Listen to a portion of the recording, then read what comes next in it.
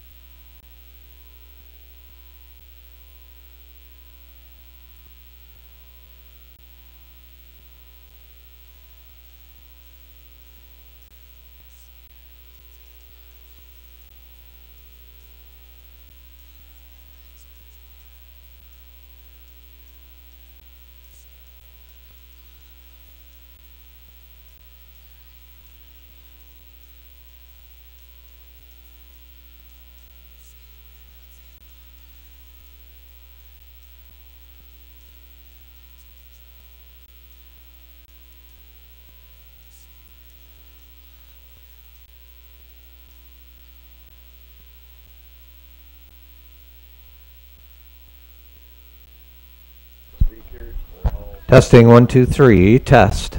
Testing 1 2 3.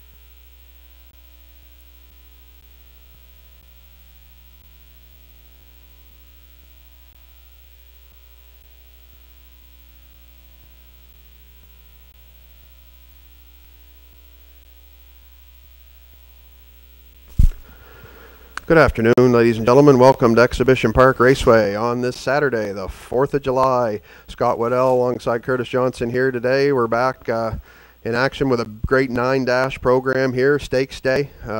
We've all been looking forward to it. The bubble is open.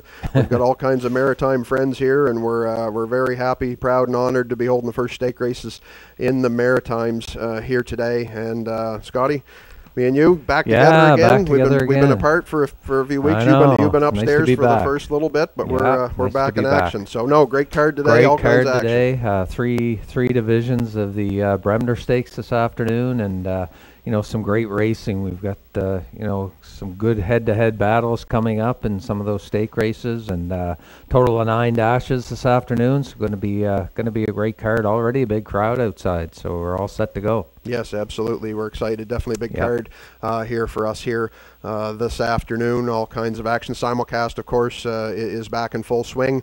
Here we have all kinds of tracks open for our afternoon and evening players. Good weekend for us to be back. The island's back in full swing, and that's a lot of favorites for people, of course. Woodbine, Mohawk, all the runner tracks. So everybody's, we got all kinds of action here for you. Of course, if you're here with us, you can bet on site as well. HPI Bet, gaining some steam for popularity, of course, with the times we were down and where we did not have sellers here. A lot of people got onto the HPI Bet, which was good to hear. A lot of people that I know got set up with that, so it's good. So yes, as mentioned, stake day here. We've got 2 filly divisions and a colt division of the Ted and Don Bremner here for this afternoon. 27 minutes to post for race 1. Of course, here as well, we're going to do a horseshoe today, Scotty, for some of our lost patrons. Yeah, Roddy Gogan, and of course Linda Hughes passed earlier this year in Fredericton, and she was such a big part of racing. In New Brunswick, she was around for years, and she'll be sorely missed. And as you mentioned, Rod Gogan as well. So. Yeah, Rod Gogan. I was a student of the school of Roddy back in my late teens. So we got definitely he was around a long time. An old school horseman, very wise.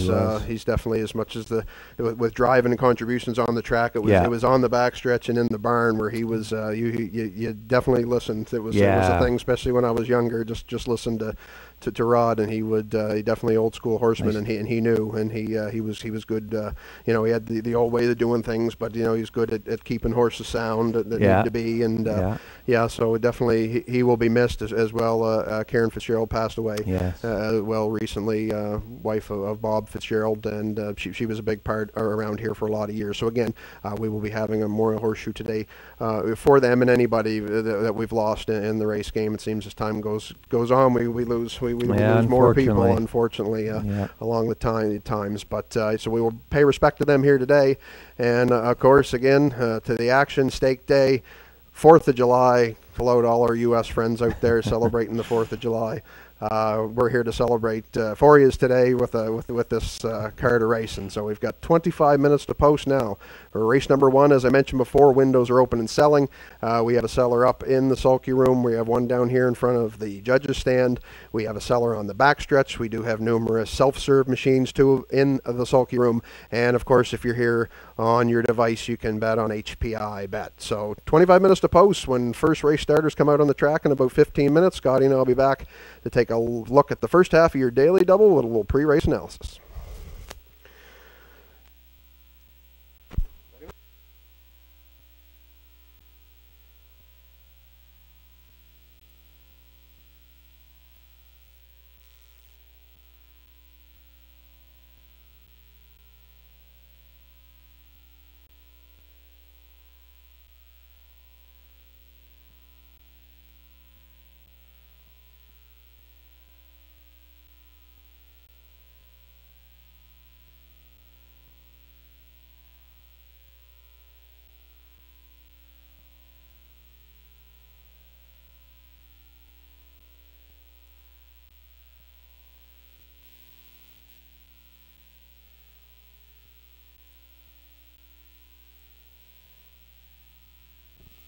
Good afternoon, ladies and gentlemen, and welcome to Exhibition Park Raceway.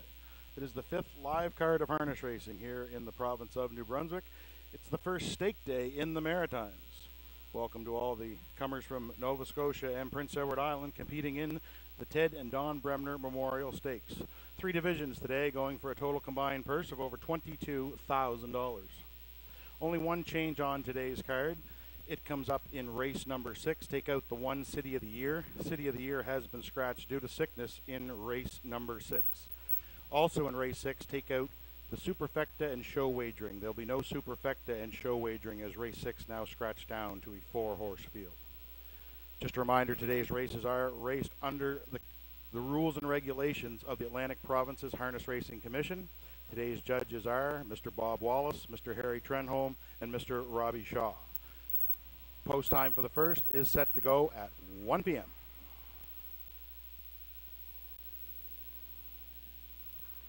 Reminder on the backstretch to anyone who hasn't made their stake payments, please see Jeff Lewis or Sam Hodgins from the NBSBOA. They'll be collecting stake payments. I believe most of them are in, but anyone who doesn't have them in, please do prior to post time. Thank you.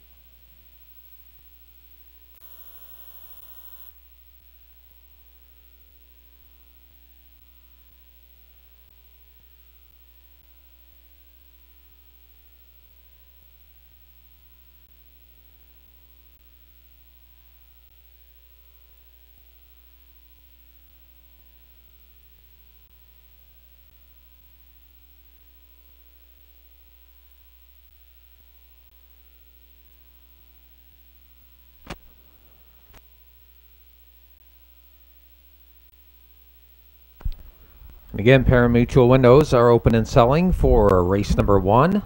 And again, wagering down here by the judges stand this afternoon, as well as in the sulky room lounge and the backstretch area. And keep in mind, 3 self-serve machines available in the sulky room lounge. And also a reminder, please wager early and avoid any last-minute rush at the mutuals here this afternoon.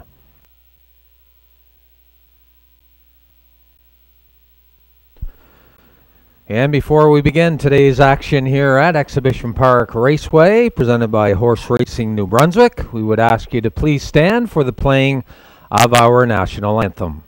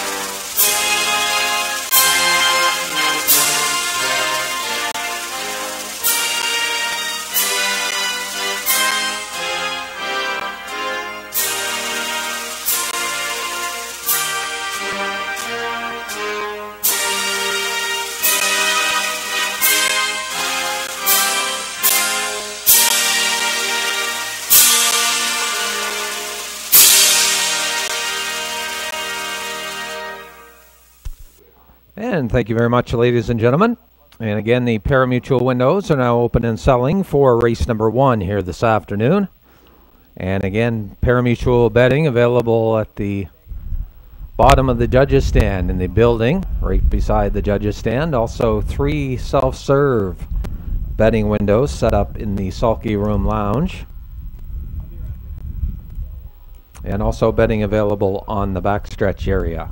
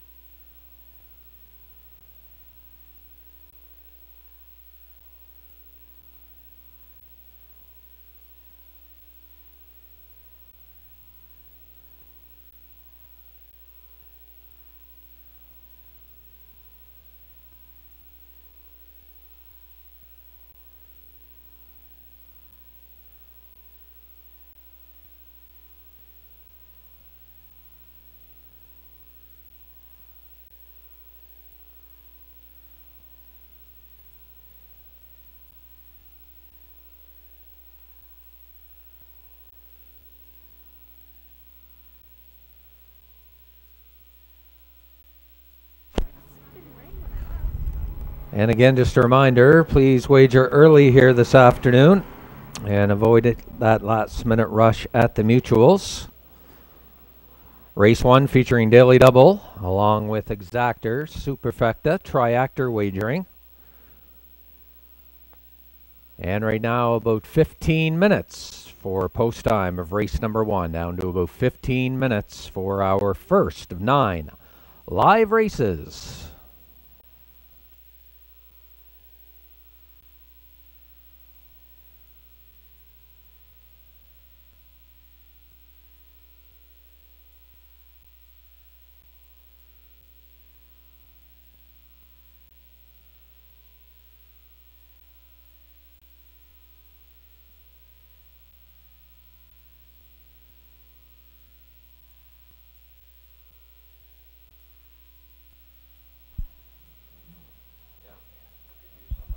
So again, this afternoon, there are betting facilities available both by the judges' stand area, also in the Sulky Room Lounge, also including self-bet machines in the Sulky Room Lounge, and also wagering on the backstretch area.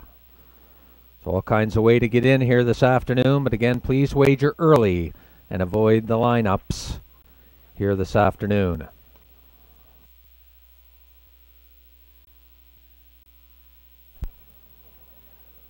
And we have a birthday to pass along here early on this afternoon's card. Charlotte Trenholm celebrating her birthday with us here this afternoon. So hope you enjoy your day, Charlotte.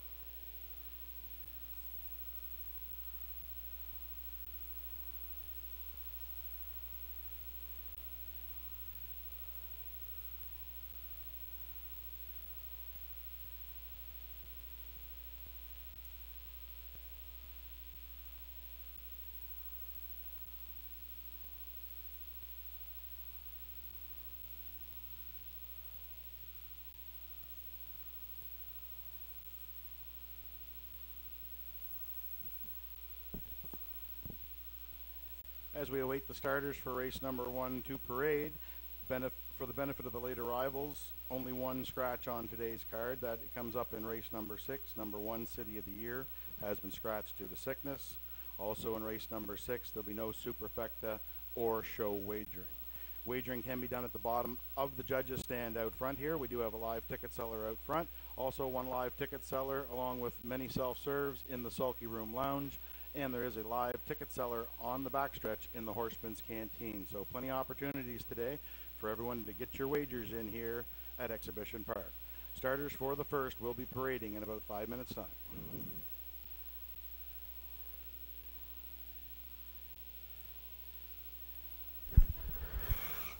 As Brock mentioned, that there's a cellar down here right next to the judges' stand. Ladies and gentlemen, there is just one cellar here today, so looks like the lines are going to be big this afternoon. So just make sure you wager early, and you can also advance bet. Yeah, you can advance bet the whole card. We're open for the whole card. So again, if you're wagering downstairs, definitely wager early to avoid getting shut out at the window.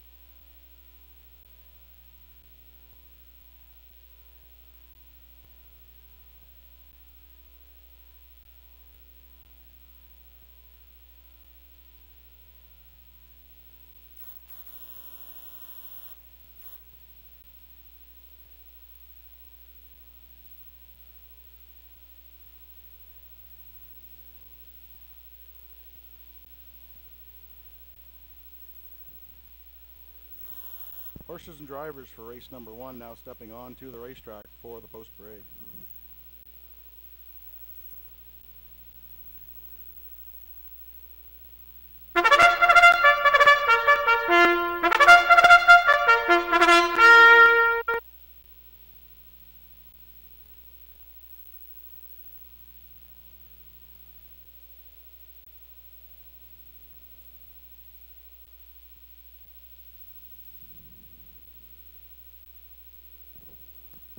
The horses and drivers for race number 1 now on post parade. Number 1, the lone 2-year-old in the field, My Whispering Hope, owned by Deborah Mahar of St. John. Wayne Mahar is the trainer. Gilles Barrio will guide the 2-year-old here in his first lifetime start. Number 2, Josie 150, owned by Sam Hodgins of Bloomfield, New Brunswick. Sam does the training, Sam does the driving. From post 3, Catch My Contrail, Charlie Price of Newidgewok owns and trains. Mark Hagg will do the driving. Number 4, Windermere Payday, Kevin Price of Fredericton is the owner. Steph DeCourcy does the training. Brother Colin DeCourcy will do the driving. Number 5, Cocan Johnny T, owned by Leo Gallant of Cocan. Euless Gallant does the training and will do the driving. From post 6, that's Warrawee Upside, owned by Jen Ritchie of Rossay, New Brunswick. Wayne Watson is the trainer. Todd Treitz will do the driving. And from post 7, that's Two Moods, owned by Owen Davies and Rion Mace. Owen Davies does the training. John Davidson will do the driving from post 7. Field of 7 here to contest race number 1, going for a purse of $900. Exactor, Triactor, Superfecta, win, place, and show wagering is available. Don't forget the daily double here in race number 1. Wager early on the 1st.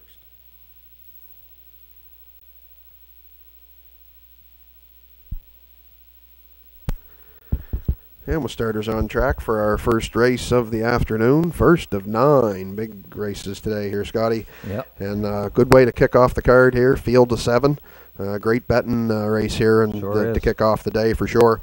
So looking at this race, I'm going to go to Catch My Contrail in this one to get the job done. There's been looking for that elusive first win for owner-trainer Charlie Price. Mark Hagg gets the call here this afternoon as his regular pilot. Hasn't missed the board in 4 starts this year, 1 second, 3/3. But they again mentioned looking for that first win. Pacing some decent miles, closing out the miles good, 29 and change last 2 starts. Gets a decent post draw today with post 3. And I think maybe today's the day that he gets his picture taken. Yeah, and you got to look at that line, of course, 59 and 4 back 3 starts ago. So definitely been a contender each and every week, and post 3 not looking bad either with the Hagler up this afternoon. So Catch My Contrail, top pick here in the first. I went to the outside of the gate to number 7, Two Moods. You and I were just talking about the one off camera, and it's this filly comes in making her second start of the season. She looked good in her first time round for being her first start. She closed well, 29 and 2 in the end, 3rd place finish, 201 and 2. John Davidson was in the sulky. He is again today. She got a navigated trip from the outside post 7 today, but she was post 6 last week and rallied well. So I expect we'll see her rallying again late in the mile, and it wouldn't be totally surprised if maybe she was even. To get up late for the win, even it wouldn't be a major upset at all. No, for sure. She does have the outside post to contend with, but nice to see Owen Davies back in the racing wars here in New Brunswick, and she had a fantastic year last year, almost $30,000 made as a 2-year-old, and she's got that one tightener, Curtis, under her belt, so I think she'll be that much better today. Just the post is a concern, but she could easily score the victory here from post 7. And on the rail, picked for 3rd, we have the much-anticipated debut of My Whispering Hope, 2-year-old son of Hilarious Halo, owned by Debbie Mahar, trained by Wayne Mahar, homebred of theirs. Qualified last week, finished 2nd in the qualifier, looked really good, 2:03 and 4, last quarter 30 seconds flat, and I noticed, Scotty, I'm sure you did too last week, he looked all business for a 2-year-old. He knows what his job is already. Yeah, he did. He looked good. I'm sure there's some nervous owners there Yeah, absolutely. over there this afternoon. Debbie's probably a basket case, but no, she's been working quite hard on this horse, her and Wayne Mahar, and they've got him got him to the races, and he's the son of Hilarious Halo, so I believe that's the first one that we've seen around here by that horse. So, but like you say, he was all business last week, and they closed pretty good, and he was right there. So doesn't hurt to have Barrio either in the first start. As I was just about to say, good man to have above the wheels for sure for first start. So I used should be tough. Yep. So I used him to round out the triactor. So I'm looking at 3-7-1 here in race number 1. 2-minute warning is in effect. 2 minutes to win, 2 minutes to get in. Hurry in. Daily double, exactor, superfecta, triactor, win, place, show, or your betting features. Don't be left out on the first race today of 9 live at EPR.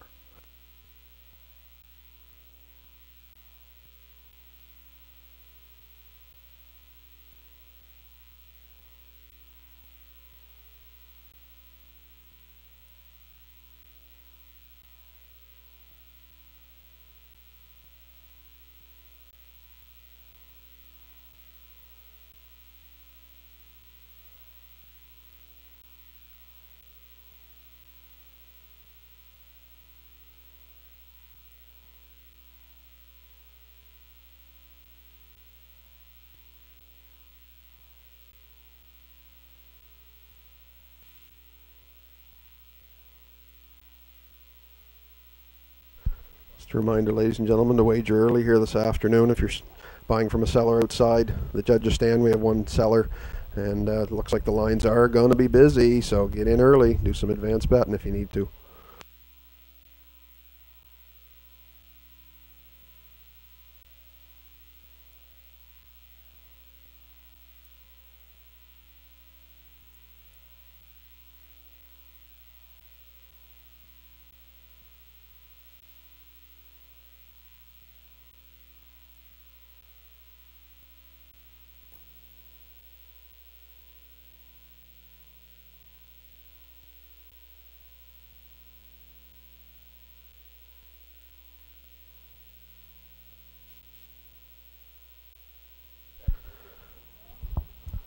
Starters are assembling on the backstretch.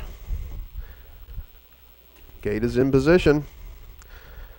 Wings are open, wheels starting to roll for the first time today. First of 9 live races, stake day. We will send it upstairs to our track announcer, Brock McCachran, with the race call. Thanks, Kurt. Starters for the first are in behind the starting gate. On the turn from the rail out, we have My Whispering Hope and Jill Barrio. Josie 150, Sam Hodgen. Then Catch My Contrail with Mark Haig. Windermere Payday with Colin DeCourcy. Cocaine Johnny T with Euless Gallant. Outside War We Upside Todd Trites. And Two Moods with John Davidson. Field of 7, race number 1. Exhibition Park. Here they come. There they go, quick off the gate, Catch My Contrail, far outside, War We Upside into the first turn, Catch My Contrail, quickest off the switch, he's the leader into the first turn, War We Upside from the outside, she drives on looking for the front, War We Upside and Trites from the far outside, they cleared to the lead, Catch My Contrail gets away in second, then Windermere Payday holds down third, Two Moods from the outside got away fourth. Then My Whispering Hope, the first-time starter, is in 5th. Josie 150 is 6th.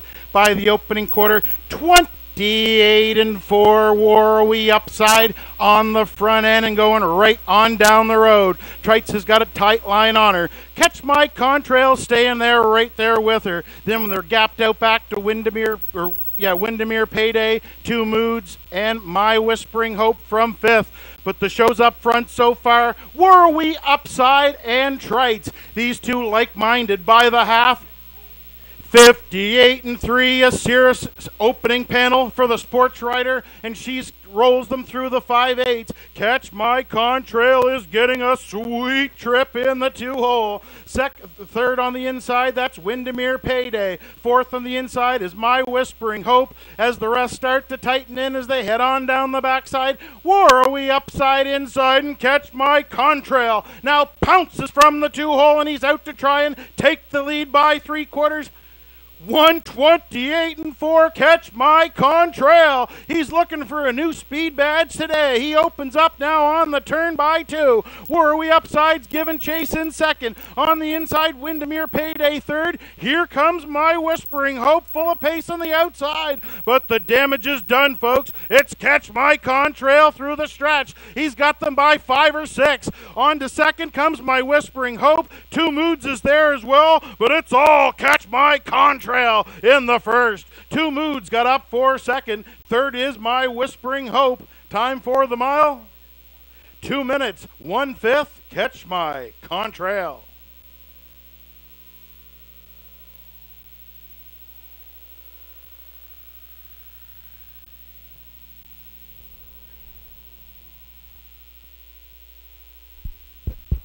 And a perfect trick here for Catch My Contrail. She had a great trip throughout the mile and pounced on the early pace setter and gets up for the win. Catch My Contrail. The Haggler starts this afternoon off with a win with Catch My Contrail for owner and trainer Charlie Price, Mark Haig in the bike, and they'll be back in the winner's circle in just a few moments here for race number 1. Congratulations.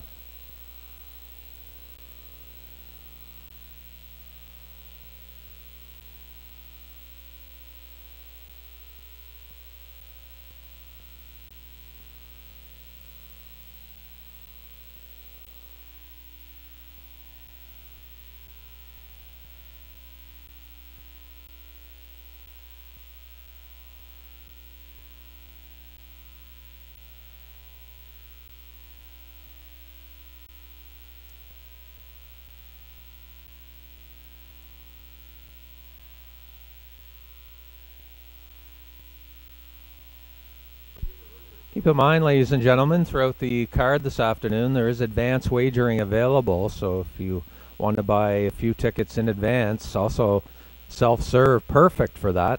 Up in the Sulky Room Lounge, you can self-bet on any races here this afternoon. So again, avoid those last-minute rush at the Mutual windows.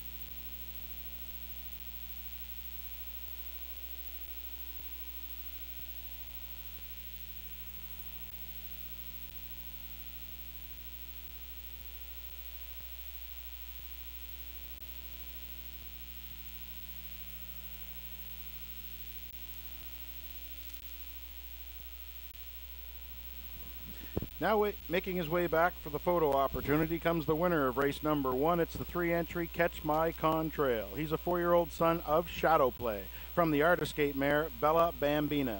He's owned and trained by Charlie Price of Newidgewok, driven to victory by Mark Haig for Catch My Contrail. That's his second lifetime win. A new speed badge today. He stopped the clock 2 minutes 1/5. 2 minutes and 1/5 for Catch My Contrail. He and Mark Haig capture race number 1. Congratulations to the connections, Charlie Price, Mark Haig, and Brother Terry.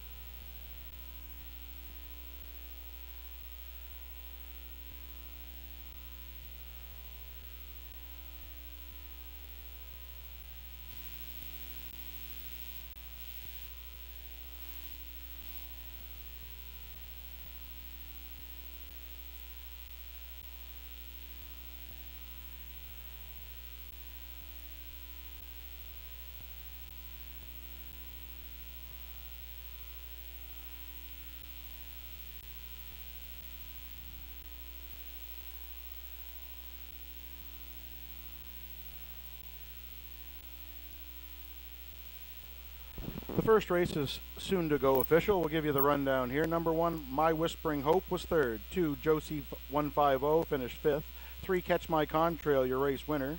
4, Windermere Payday was fourth. 5, Cocan Johnny T finished sixth. 6, Warrowy Upside was seventh. And the 7, Two Moods finished second. Top down on your program should read 351, 467, 2 on the bottom. I'll get you your fractions here for race number 1. Quarter was up 28 and 4, half 58 and 3, 3/4 128 and 4. Mile time for your winner, new lifetime record, Catch My Contrail, 2 minutes and 1/5. He returned $3.60 to win, $2.20 to place, $2.10 to show. 2 Moods, the 7, $2.30 to place, $2.10 to show, and the 1, My Whispering Hope, $2.10 to show. $1 Super, 3714, the winning combination. That's $20.30. $2 Triactor, 371, the winning combination, $39.70, and your $2 Exactor on the 3-7, that returned $5.90. There is currently 11 minutes to post for race number 2.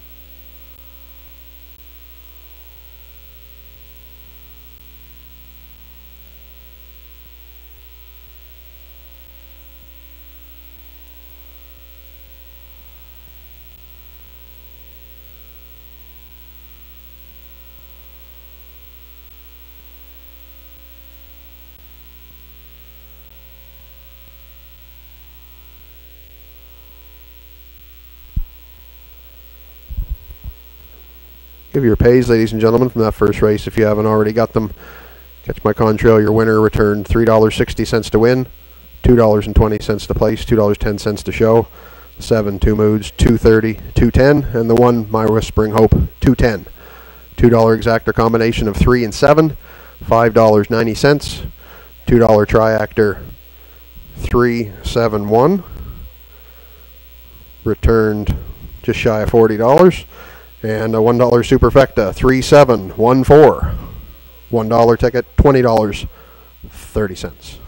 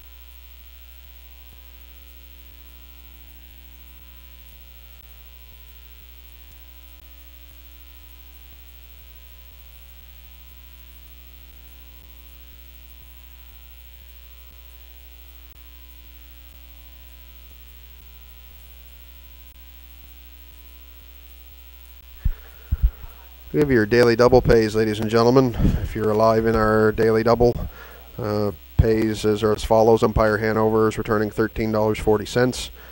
Montrose Hope, $42.50. Salzbrook Lassie, $13.40. JJ Brienne, $36.40, and Don't Tell Terry, $63.70. And that's a reminder too that we have rolling doubles all day here at EPR. Each and every race starts a new daily double feature.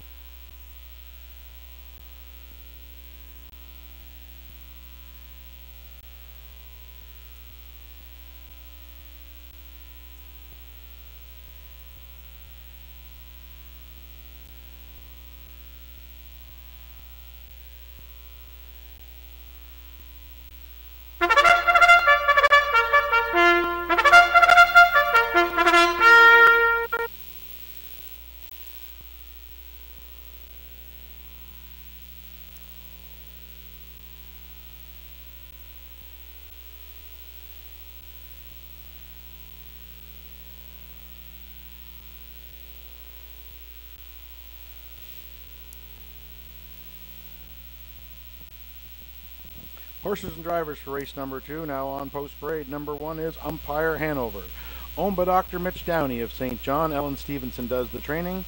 The doctor is in the sulky this afternoon. Number 2, Montrose Hope, owned by Harvey Holm of Alberton, Prince Edward Island. Trainer Wayne Hubbard. Driver this afternoon is Todd Dreitz. From post 3, that's Salzbrook Lassie, owned by Jean Beliveau and John Charles Beliveau of Scotuck, New Brunswick. Jean Beliveau does the training. Gilles Barrio will do the driving. Number 4, J.J. Brienne, owned by John Davidson Jr. of St. John. John Davidson Sr. does the training, and he will do the driving. Rounding out the field from post 5, that's Don't Tell Terry. He's owned by Sean McClellan of Hopewell Cape, New Brunswick. He does the training, and Sean will do the driving from post 5. Don't Tell Terry. Field of 5 here for race number 2, going for a purse of $1,000. As Kurt mentioned, rolling daily doubles in every race today, along with Superfecta, Triactor, Win Place, and Show wagering. Please wager early here at Exhibition Park.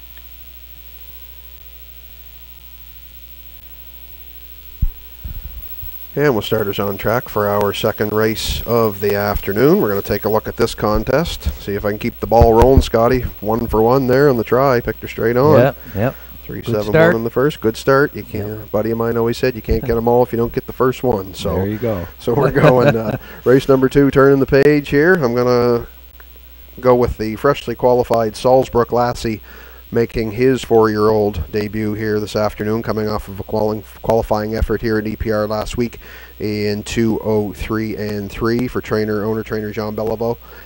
Gilles Barrio gets the call here this afternoon, and this horse had a good run in the stakes last year. 15 starts, 4 wins, 2 seconds, 3 thirds, north of 20,000 made. Not a bad year at all. Took a record of 157-2 in Summerside. So, like I say, he's making his 4-year-old debut today off a pretty decent qualifier. We're going to look at him to get the job done here in race 2. Yeah, he looks good coming off that qualifier, and as you mentioned, solid year last year, almost $21,000 in the bank, and he's got post 3 to work with, and should be tough from post 3 here this afternoon. And as you mentioned, Joe picks up the catch drive. Put umpire Hanover in the 2 spot here this afternoon. He comes in off of his first defeat of his career last week. He was a runner-up finisher to the Red Hot Little Man. He raced well, still finished second, paced a mile 2-1-1, 31. He hasn't been out of the top 2 in his life in 6 starts, 4 for 4 last year.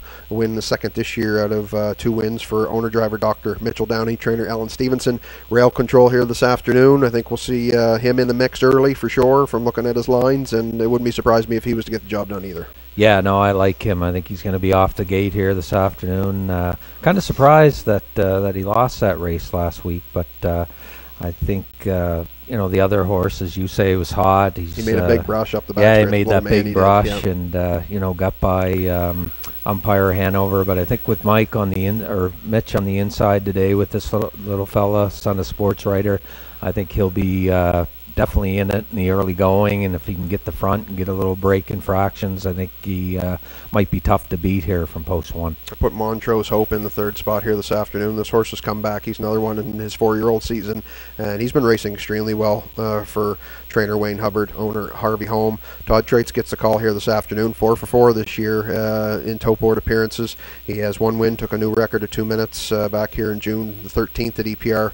And a lot of circles on the page there. I was saying in the write-up that he can battle on the outside, and I think he prefers it. He just loves to grind it out, and those grinded out trips and battle and wear you down. And good man on the bike for that too with Todd Traits. So I put him in to round out the try. Yeah, exactly. He's got Todd from post number 2, and he's very versatile. No matter how the trip works out for him, I think he's going to be extremely tough. And Wayne Hubbard always has him ready to go. He's got, when you look at his training average, 7 starters so far this year, and batting .650. So he's got them ready to go each and every week. And nice to see Todd back in the sulky here in St. John, and he's got a good shot here with Montrose Hope from post 2. Still time to wager here on race number 2. Daily Double, Exactor, Superfecta, Triactor are your betting features. Hurry in, don't be left out. Once again, bet early. Lines will be long.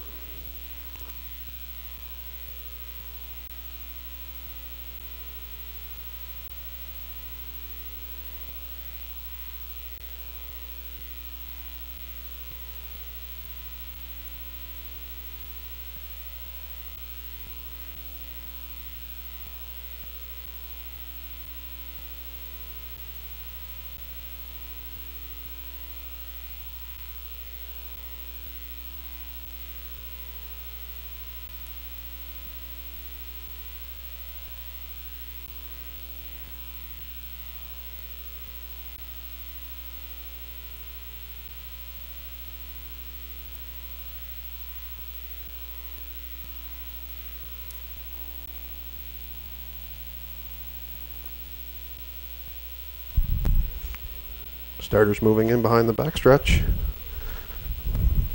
Gate is in position. Wings are opening and wheels are rolling. Once again, we'll send it upstairs to track announcer Brock McCachran with a race call. Race number 2.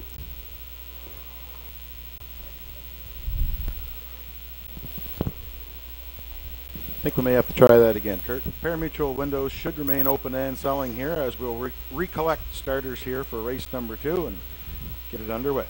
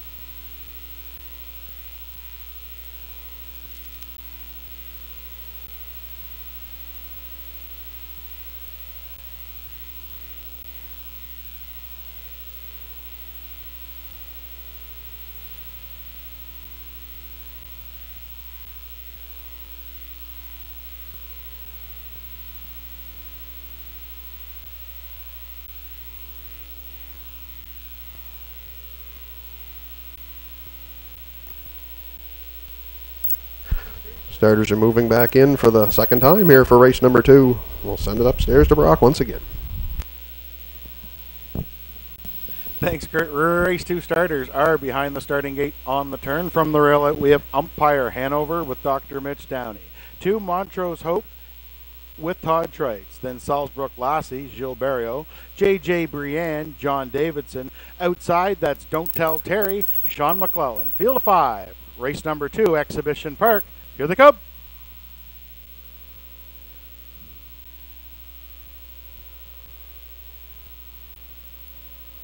There they go, off and pacing, 3 wide off the gate. That's JJ Brian. In between pacers, Salzbrook Lassie. From the cones, that's umpire Hanover. He stacks them up wide round the first turn. Umpire Hanover from the pylons has control of the racetrack. Getting away second, that's Salzbrook Lassie. Then Montrose Hope found a seat in third. JJ Brian, little funny stepping in the turn. She'll now take back the last as Don't Tell Terry comes around her and sits fourth as the field starts to compact as they're all in tight in behind umpire Hanover. En route to the opening quarter, umpire Hanover and the doctor had them there by the opening quarter. 30-4, umpire Hanover in command of the racetrack. Salzbrook Lassie right there on the leader's back. Montrose Hope, he eyes the outside from third. Don't Tell Terry fourth. JJ Brian, she's on the move from the back. No fractions here as they come in front of the fans the first time. They're all chasing the 3-year-old son of Sports Writer. That's umpire Hanover on the lead. Right there second, Salzbrook Lassie. Montrose Hope, right where he likes it. He's first over and getting up to the leader's wheel. Following him comes JJ Brian. They were by the half and a pedestrian. 103-4, umpire Hanover. He put them to sleep halfway home. Right there, second on the outside, Montrose Hope. He won't go away. Second over, JJ Brian. Locked up in the box. No place to race for Salzbrook Lassie. And Don't Tell Terry is at the back, but only about 2 back as they head to 3/4. Umpire Hanover. His lead is half a length. Montrose Hope on the outside second. The pace has quickened by 3/4, 134 flat, 30-2 in the third. It's still umpire Hanover on top. Montrose Hope on the outside, not going away. Salzbrook Lassie, no place to race.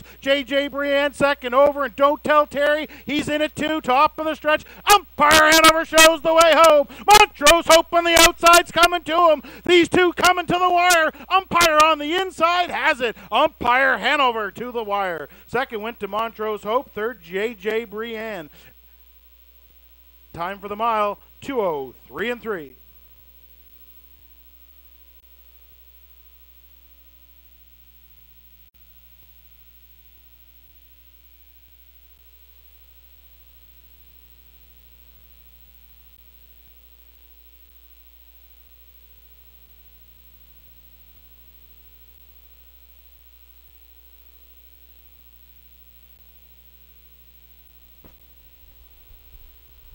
And here in race number 2, umpire Hanover, the son of Sports Writer. Going coast to coast here this afternoon, looking good off the inside post. Son of Sports Writer picks up his second win from 3 starts this season. And Mitch Downey in the bike for trainer Ellen Stevenson. Mitch owns the pacer, and they'll be back in the winner's circle in just a few moments. The winner of race number 2, it's umpire Hanover, Dr. Mitch Downey.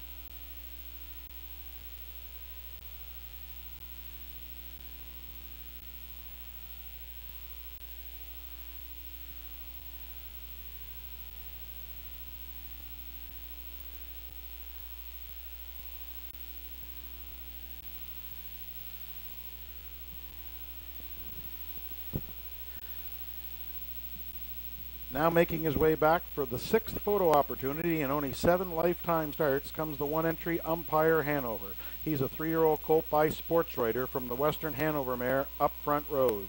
Owned by Dr. Mitch Downey of St. John. Ellen Stevenson does the training. Doctor put him on top all the way. The colt paced his back half, 59-4. Last quarter, 28-4. Umpire Hanover stopped the clock today, 2:03.3. He scores here in race number 2. Umpire Hanover, your winner.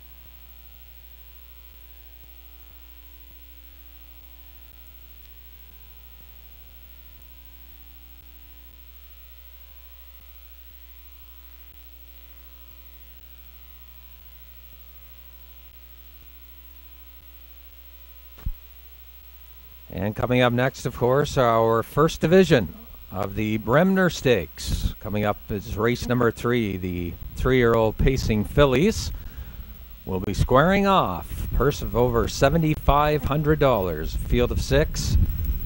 As we honor the memory of both Don and Ted Bremner here this afternoon. We'll have some representatives here on hand from the family. And again, the first division coming up next, race number 3. Race number 2 is official. Race 2 now official. The 1 Empire Hanover, your winner. 2 Montrose Hope was second. 3 Salzbrook Lassie was fourth. 4 JJ Brienne was third. And 5 Don't Tell Terry was fifth. Top down your program should read 1, 2, 4, 3, 5 on the bottom. Fractions for race number 2. Quarter was up 30 and 4. Half 103 and 4. 3 quarters 134 and 4. Mile time for your winner, number 1 Umpire Hanover, 2:03 and 3. He returned $5.30 to win, $3.70 to place. The 2 Montrose Hope, $10.10 to place. The $2 Exactor, 1-2 the winning combination. That'll get you $7.90. $2 Triactor, 124. 124 returns $47.60, I believe. $1 Superfecta, 1243, returned $58.30. Sorry, the 124 Triactor was $46.60 on the Triactor. And the only other parimutuel we're missing is the $2 Daily Double, 3 and 1. That was $13.40. $13.40 for your $2 Daily Double, 3 and 1. Next race coming up is race number 3. It is the first division of the Don and Ted Bremner Memorial Stakes. This one for 3-year-old pacing fillies, going for a purse of $7,560.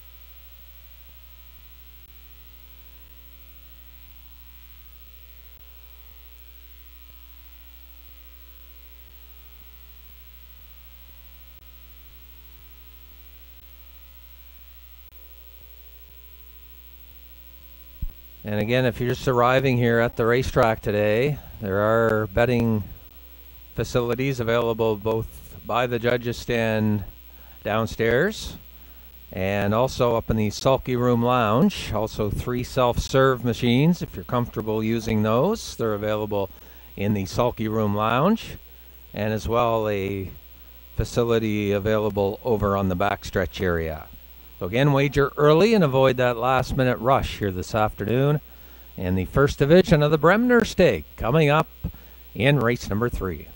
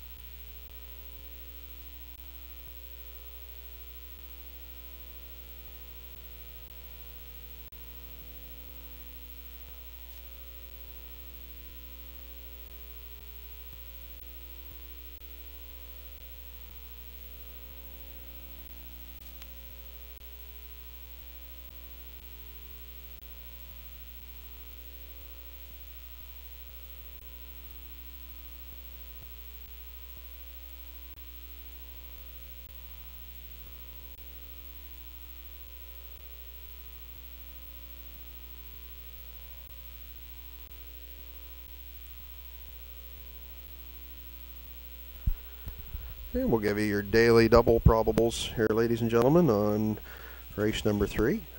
Kicking off the last race with the 1. We have Gotta Love Cabot. The 1 is paying $28.40, $2 wager. Red Dirt Star. The 3 is $14.20.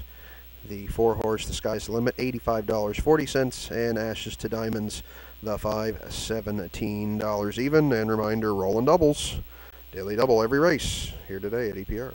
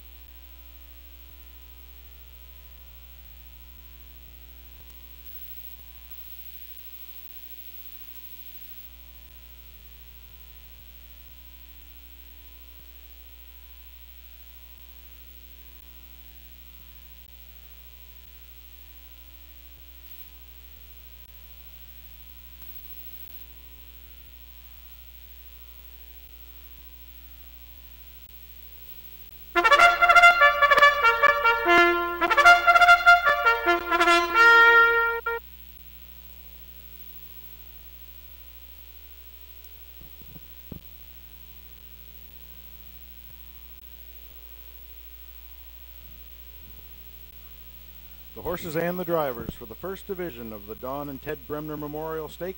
The first one for 3-year-old pacing fillies is now on the racetrack for post parade. The first division goes for $7,560. Number 1, Gotta Love Cabot, owned by Maura Kerr and Fonzie McCachran. Mary Claire McDonald does the training. Claire McDonald will do the driving. From post 2, La Vie en Rose, owned by Eric Johnston of Summerside, Prince Edward Island. Stacy Lund does the training. Kenny Arsenault will be in the sulky. From post 2, La Vie en Rose. Number 3, Red Dirt Star, owned by Dan Ross of Prince Edward Island. Gilles Barrio now the trainer. Gilles Barrio will do the driving. From post 3, Red Dirt Star. Number 4, The Sky's the Limit, owned by Eddie Doucette, Grant Main, Gordon McLeod, and Blaine Thibodeau of Prince Edward Island. Eddie Doucette does the training. Brody McPhee is in the sulky. From post 4, The Sky's the Limit. Number 5, Ashes to Diamonds, owned by Dave Livingstone of Halifax, Nova Scotia, trained by Darren Crow. Darren Crow is in the sulky. Of note, she's a half-sister to our track record holder, Big League. This is number 5, Ashes to Diamonds. And number 6, Windermere Mix Seek, owned by the Windermere Farms and Clive Balderson. Earl Watts does the training. Dave Dowling is in the sulky. From post 6, Windermere Mix Seek. These are the 6 fillies to contest the first division of the Don and Ted Bremner Memorial Stake. They are going for a purse of $7,560. Exactor, Triactor, Win Place, and Show. Daily doubles are your betting features. Please wager early. The lines are long here at Exhibition Park. And don't forget, folks, there are self-serves up in the ski room. Take advantage of that if you'd like to pre-wager.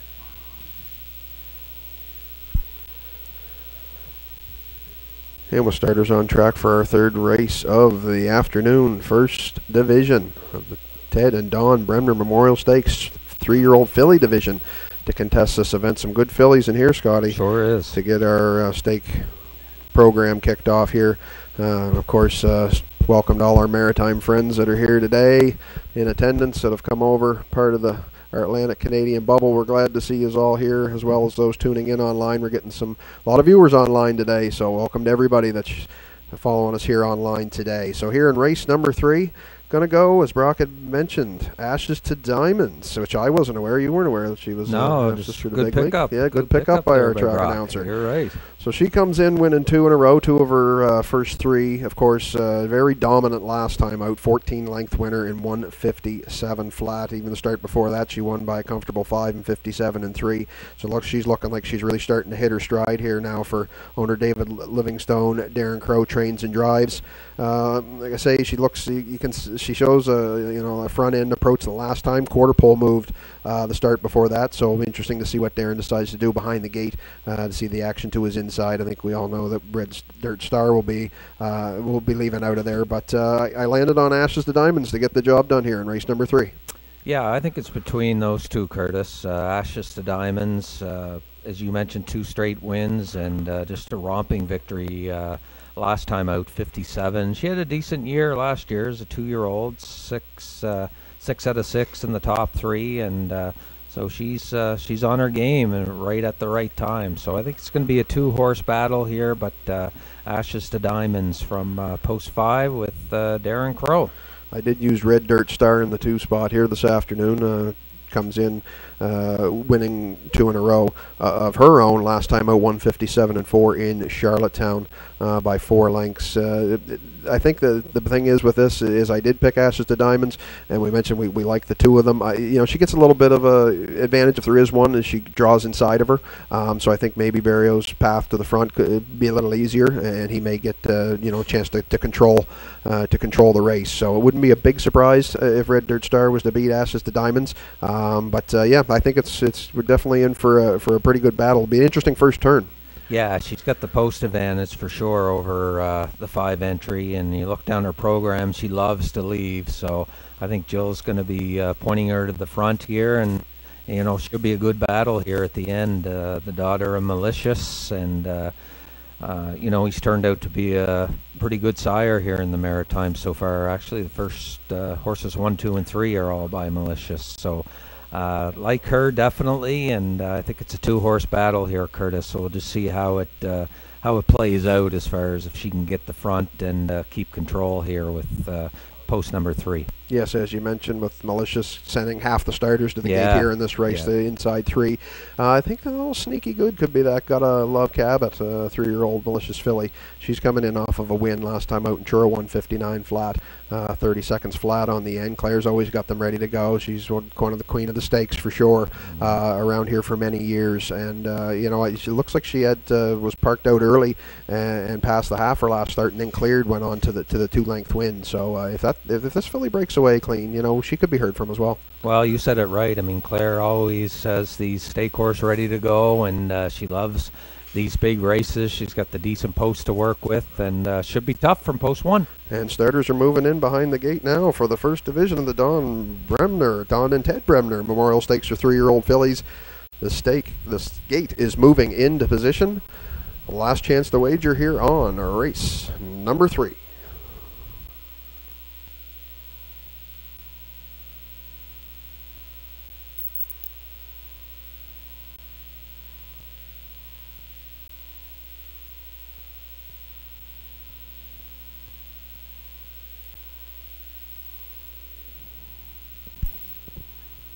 The horses and drivers for the first division of the Don and Ted Bremner Memorial Stake are on the turn behind the starting gate. From the rail out, we have Gotta Love Cabot and Claire McDonald, Levian Rose, Kenny Arsenault, Red Dirt Star with Jill Barrio, The Sky's the Limit, Brody McPhee, Ashes to Diamonds, Darren Crow outside, Windermere McSeek and Dave Dowling. It's stake time at Exhibition Park.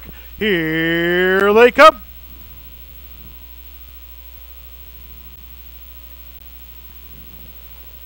There they go, off and pacing, 5 wide out of the gate. That's Ashes to Diamonds, in between pacers, Red Dirt Star. From the cones, Gotta Love Cabot into the first turn. Red Dirt Star with a few fancy steps there for Barrio in the turn. He got him back. He's now the leader out of the turn. Red Dirt Star on the outside, surging for the front. Gotta Love Cabot stung him away. Now will sit in the pocket. Getting away third, that's Levian Rose.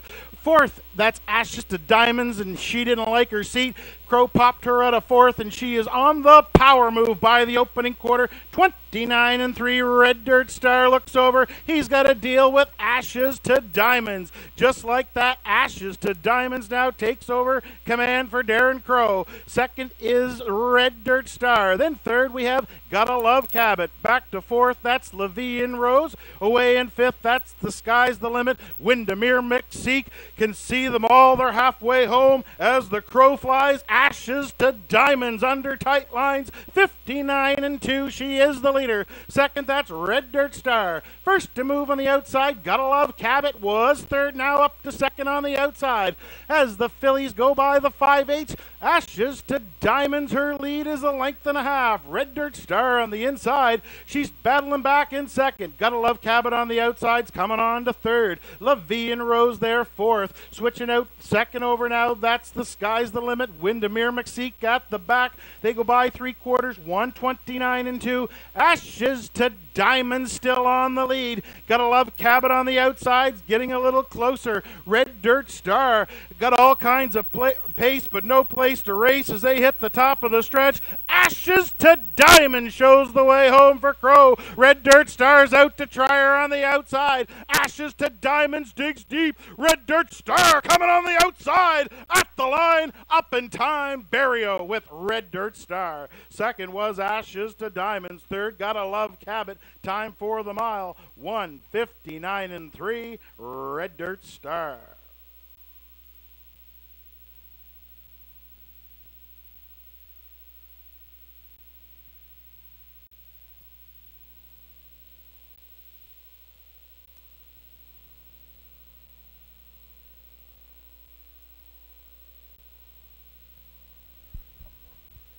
And it was the stretch battle that we had thought we were going to see. Ashes to Diamonds setting the fractions. Red Dirt Star sat the perfect two-hole trip for Barrio and got up for the late victory here in the first division of the Ted and Dawn Bremner in 1:59-3.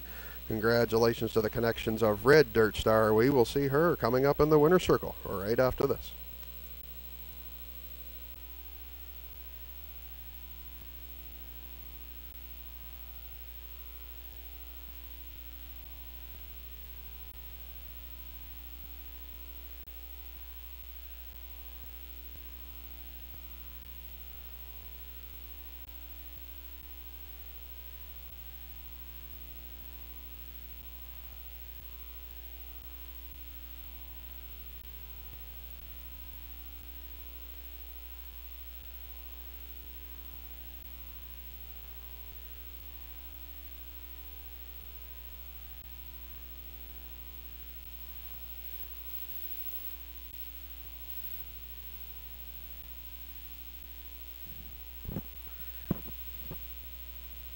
Now making his way back in front of the grandstand comes the unofficial winner of race number 3, the first division of the Dawn and Ted Bremner Memorial Stake for 3-year-old pacing fillies. This is the 3 Red Dirt Star.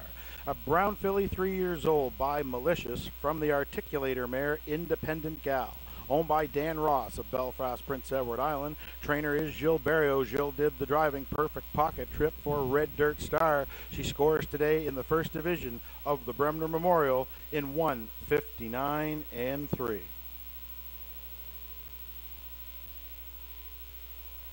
Cooler presentation being made in the winner's circle. Also on hand, friends and family from the Bremner family. Heather Gowan, Roberta Nixon, and Huguette Champagne out to help with the cooler presentation. Big thank you to the ladies for coming out today as we remember Dawn and Ted Bremner here in the Memorial Stakes. Congratulations to the connections, Red Dirt Star, Gilles Barrio, and Dan Ross.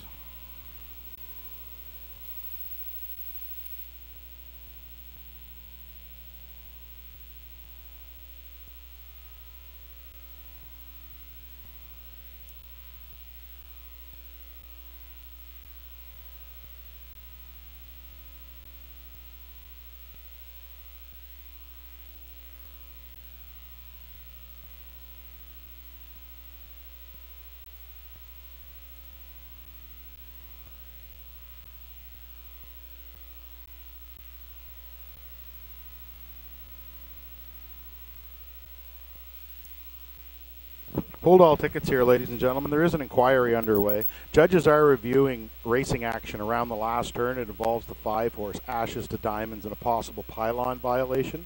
Judges are reviewing pylons on the 5 Ashes to Diamonds around the last turn. Also a note, they did review racing action around the first turn. That everything was okay in the first turn, but they are reviewing pylons here around the last turn, and it involves number 5 Ashes to Diamonds.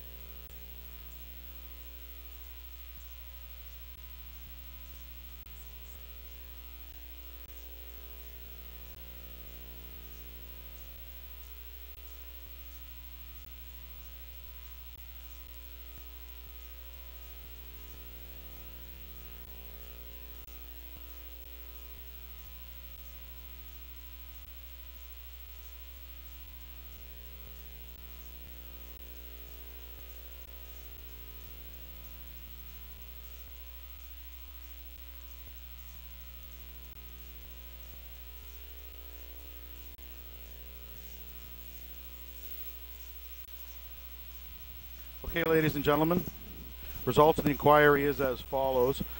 The judges actually looked at two separate horses for pylons around the last turn. They looked at the winner, number 3, Red Dirt Star. Red Dirt Star was inside one pylon around the last turn, but not lapped on, so therefore there's no violation there. But the 5, Ashes to Diamonds, finished second. He went inside 3 consecutive pylons around the last turn. Therefore, Ashes to Diamonds is disqualified and placed 6th. Number 5, Ashes to Diamonds, again, inside 3 consecutive pylons around the last turn. He is disqualified and placed 6th. Number 1, Gotta Love Cabot, now 3rd place 2nd. The 4, Levy and Rose, 4th place 3rd.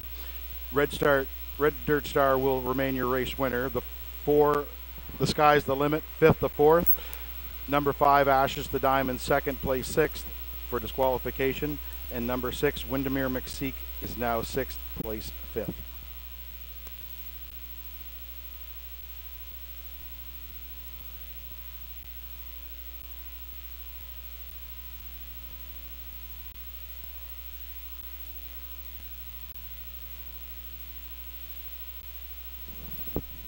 So your new top round after corrections will be Gotta Love Cabot up to 2nd, number 3, Levy and Rose 3rd, 3, Red Dirt Star, your race winner, 4, Sky's the Limit 4th, 5, Ashes to Diamonds disqualified 6th, and Windermere McSeek now placed 5th. Fractions for race number 3, the quarter was 29 and 3, half 59 and 2, 3/4 129 and 2, mile time for your winner, number 3, Red Dirt Star, 159 and 3.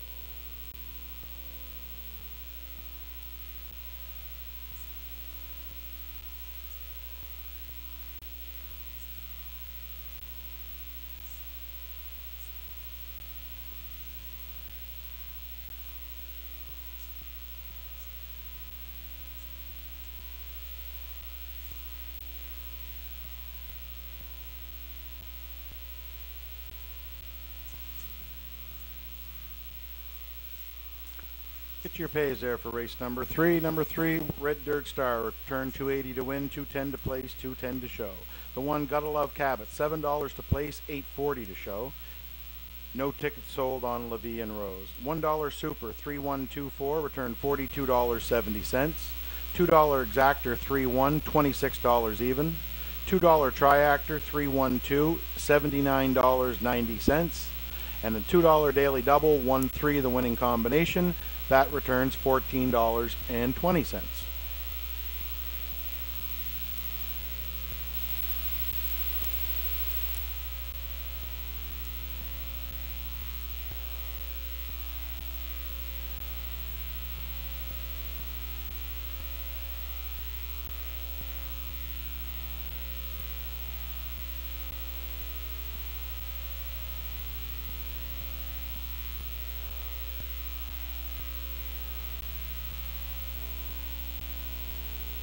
Enjoy the thrill of the race anywhere, anytime with HPIBet.com. Join for free and use your smartphone, tablet, or PC to watch and wager when you can't be at the track. Stream live racing from over 450 tracks. Bet with ease from anywhere. It's safe and secure.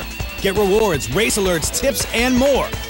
For a limited time, get $100 when you become a member. Plus, 1 month free live race streaming and your first bet is on us. Go to HPIBet.com to join for free today. Enjoy the thrill of the race anywhere, anytime with HPIBet.com. Join for free and use your smartphone, tablet, or PC to watch and wager when you can't be at the track. Stream live racing from over 450 tracks. Bet with ease from anywhere. It's safe and secure. Get rewards, race alerts, tips, and more.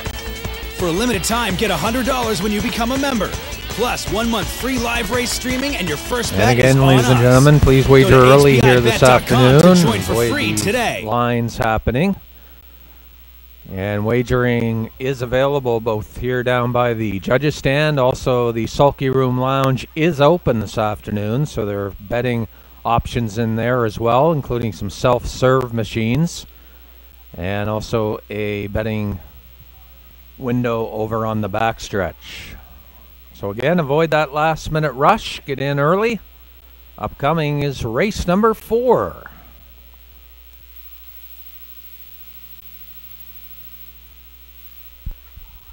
For your daily double players, we're going to give you the daily double payouts coming up here in this race. Philanthropist, your rail horse is $23.80, a 31 double, a 3 on the first side. I Love Roses, the 3, is returning $35.70. JJ Austin, the 4, is returning $14.20. These are $2 pays, by the way, ladies and gentlemen. Charmbro Destiny is your favorite in the double at $4.70. And there are no doubles sold with the 2, 6, and 7 entries. And again, rolling doubles all day long here at EPR. Reminder to all our fans to wager early. Limited number of ticket sellers on hand and a long line, so please make sure you get your wagers in early. Also, if you can make the trek up to the Sulky Room, there's lots of self-serve machines up there. You can advance wager throughout the day and get as many tickets as you like. Just a reminder to all the fans, no live racing here next Saturday as we turn our attention to Summerside for the Governor's Plate next Saturday night. So no live racing here at Exhibition Park next Saturday, but that is the only Saturday missing on our schedule. After that, it's about 4 weeks in a row, I believe, 4 or 5 Saturdays in a row, taking us right up to Old Home Week in Charlottetown. So no live racing here next Saturday, but every Saturday after that, right into mid-August.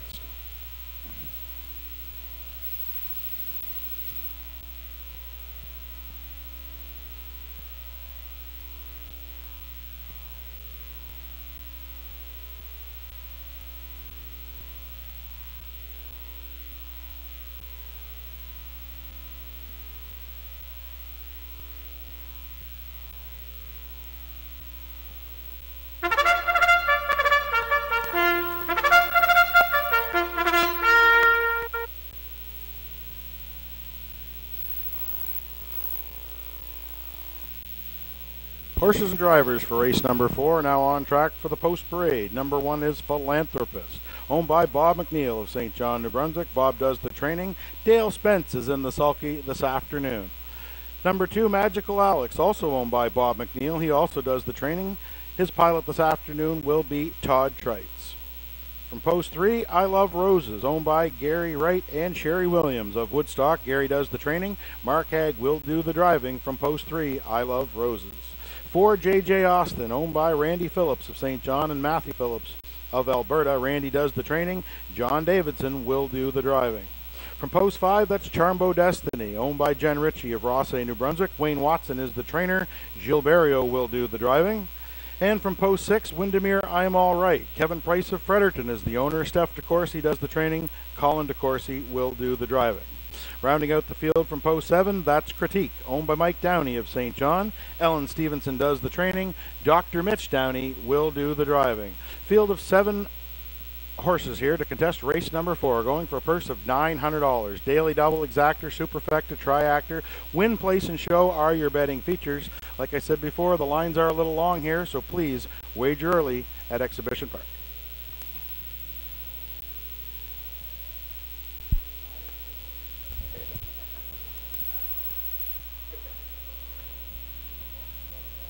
And with starters on track for our 4th race of the afternoon, we're going to take a look at this contest a little bit more in depth. Going to go to J.J. Austin to get the job done here in race number 4. This horse is coming in off of a 3rd place finish his last start.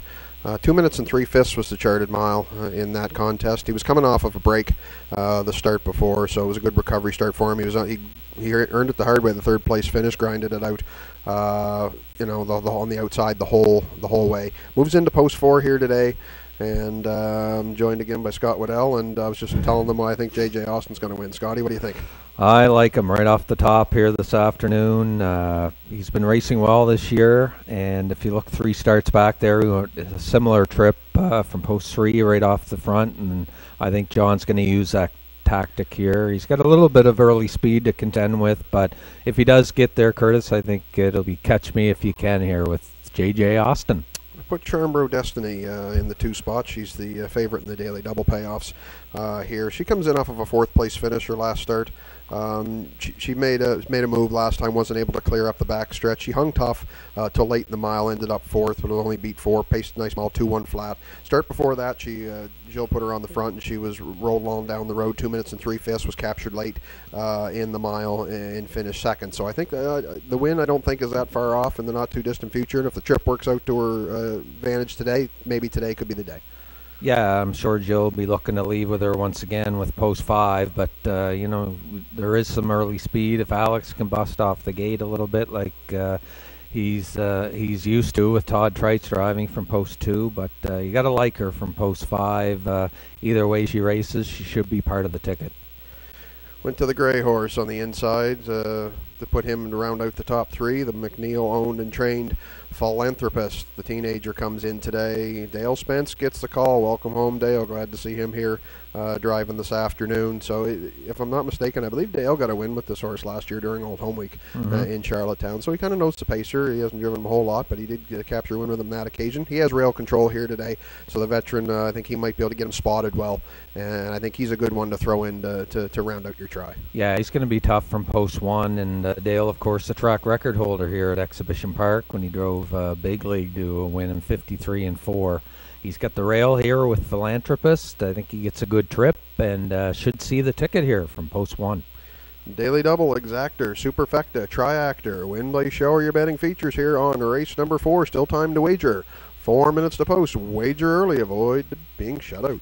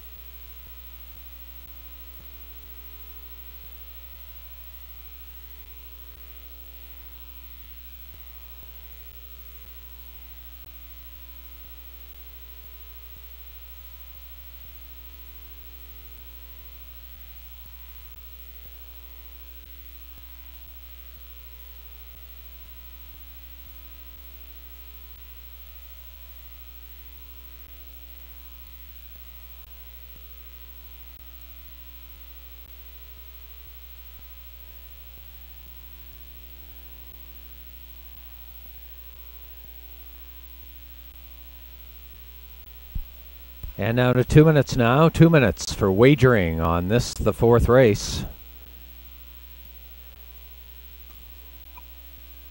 Less than 2 minutes. Race number 4, offering up daily double. Exactor, superfecta, and triactor wagering. Field of 7 starters. And right now, big favorite with 2 minutes to go is the 4, J.J. Austin. At 1 to 9, also the 1, Philanthropist, and Spence taking some money from post position number 1. So again, just under 2 minutes for wagering here on race number 4.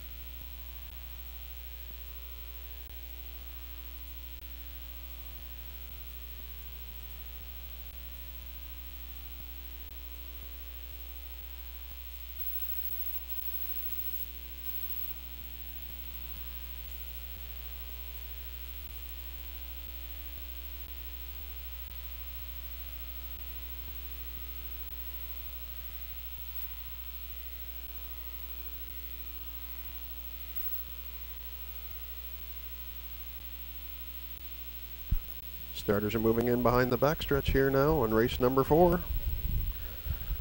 Wings of the gate are open, wheels are rolling. Once again, we'll send it upstairs to Brock with the race call. Race number 4.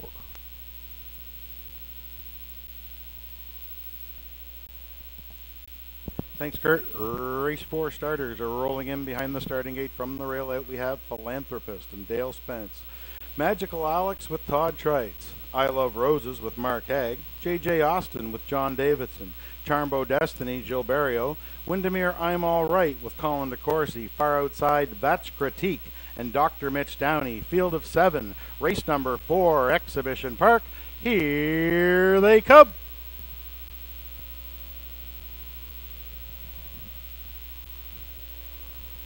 There they go, off and pacing center of the gate. That's J.J. Austin from the inside, Magical Alex, and Philanthropist from the cones. Into the first turn, the 2 McNeil entries are going at it. Philanthropist inside, Magical Alex on the outside. I Love Roses found a seat in third, then Charmbo Destiny away fourth. Windermere I'm All Right is 6th. J.J. Austin had an early mistake, got away. Sorry, he's now 6th. And the early trailer, that is Critique. Things unsettled en route to the opening quarter. Philanthropist and Spence. They let Magical Alex go. They wanted the front. They're back to the lead by the opening quarter. 30 seconds flat. That's Philanthropist on top. Right there, second, Magical Alex. First to move, that's I Love Roses. Following her will be Charmbro Destiny. Windermere I'm All Right holds down 5th. Then away back there, 6th. And the trailer is Critique to the outside around J.J. Austin. Things are getting interesting halfway home. Philanthropist inside, trying to take I Love Roses on the outside. Halfway home in 1 minute and 2 fifths. It's now I Love Roses on top. Second is Philanthropist. Charmbro Destiny third. Fourth now Windermere I'm All Right. And Critique from the back as they head on down the backside. I Love Roses. She's got them by about 3 or 4. Philanthropist hitting hard in second. Charmbro Destiny third. Fourth now Windermere I'm All Right as they go by 3/4. I Love Roses 129 and 4. I Love Roses the leader. Charmbo Destiny's up to second. Philanthropist on there is third. They come to the top of the stretch. It's I Love Roses. Outside, Charmbo Destiny now taking over. Here comes Philanthropist off the cones. Down the stretch, Charmbo Destiny now strikes the front. Charmbo Destiny at the line. Philanthropist got second. Third went to I Love Roses. Time for the mile, 1:59 and 4.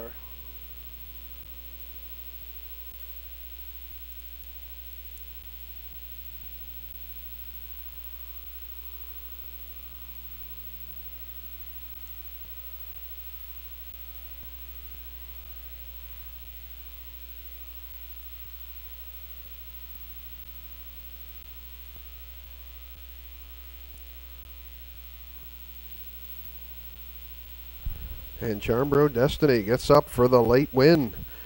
For owner Jen Ritchie, trainer Wayne Watson, Joe Barrio in the bike. Congratulations to the connections. Charmbro Destiny, 159.4. We will see her back in the winner's circle next.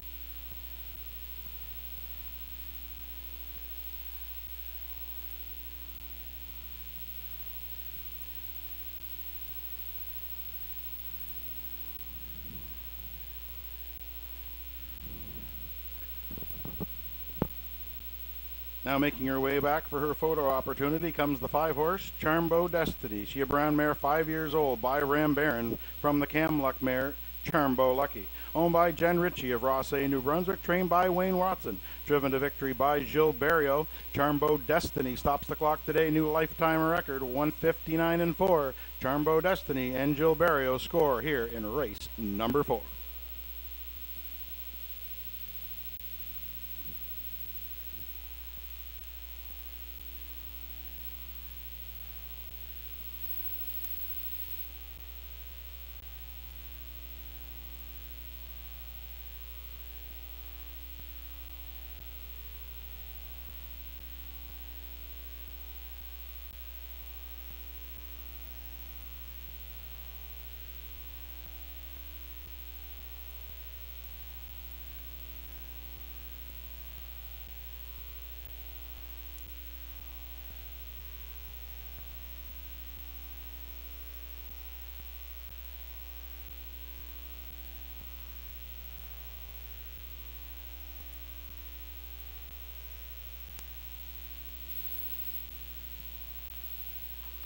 Race number 4 will be headed official. Race number 4 going official. Number one Philanthropist finished second. 2 Magical Alex did not finish. He had broken hobble. 3 I Love Roses was third. 4 JJ Austin was fifth. 5 Charmbo Destiny, your race winner. 6 Windermere I'm All Right was fourth. And Critique also did not finish with a broken wheel. Number 2 Magical Alex finishing with a broken hobble. Number 7 Critique with a broken wheel. Neither one of those pacers did actually complete the mile. Give your fractions there for race number 4. Quarter was up 30 seconds. Half a minute and 2/5. 3/4, 129.4. Mile time for your winner, number 5 Charmbo Destiny, 159.4.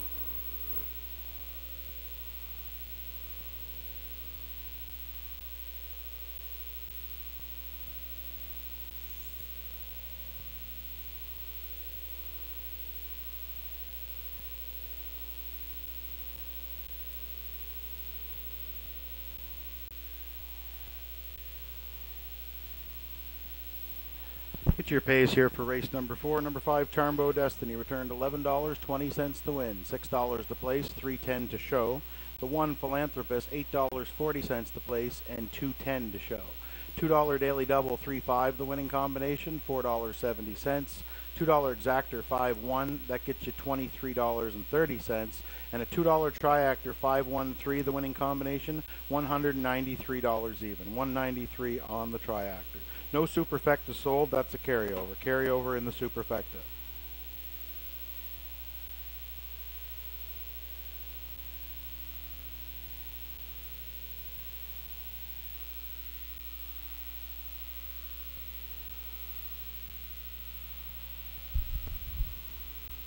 And up next, race number 5, the second division of the Bremner Stakes here this afternoon. Another division for 3-year-old pacing fillies. Again, over $7,500, the purse of the upcoming 5th race. Daily Double, Exactor, along with Superfecta, Triactor, Win Place, and Show Betting.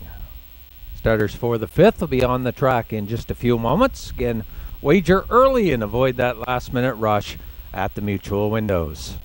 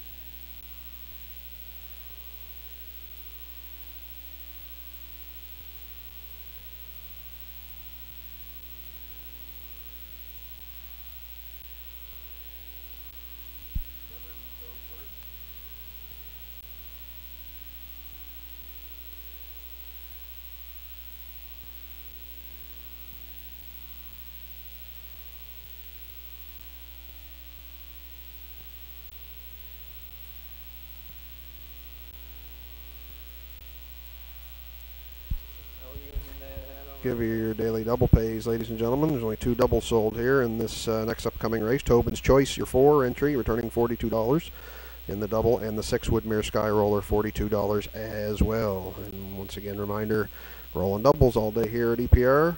Wager early to avoid being shut out of the windows.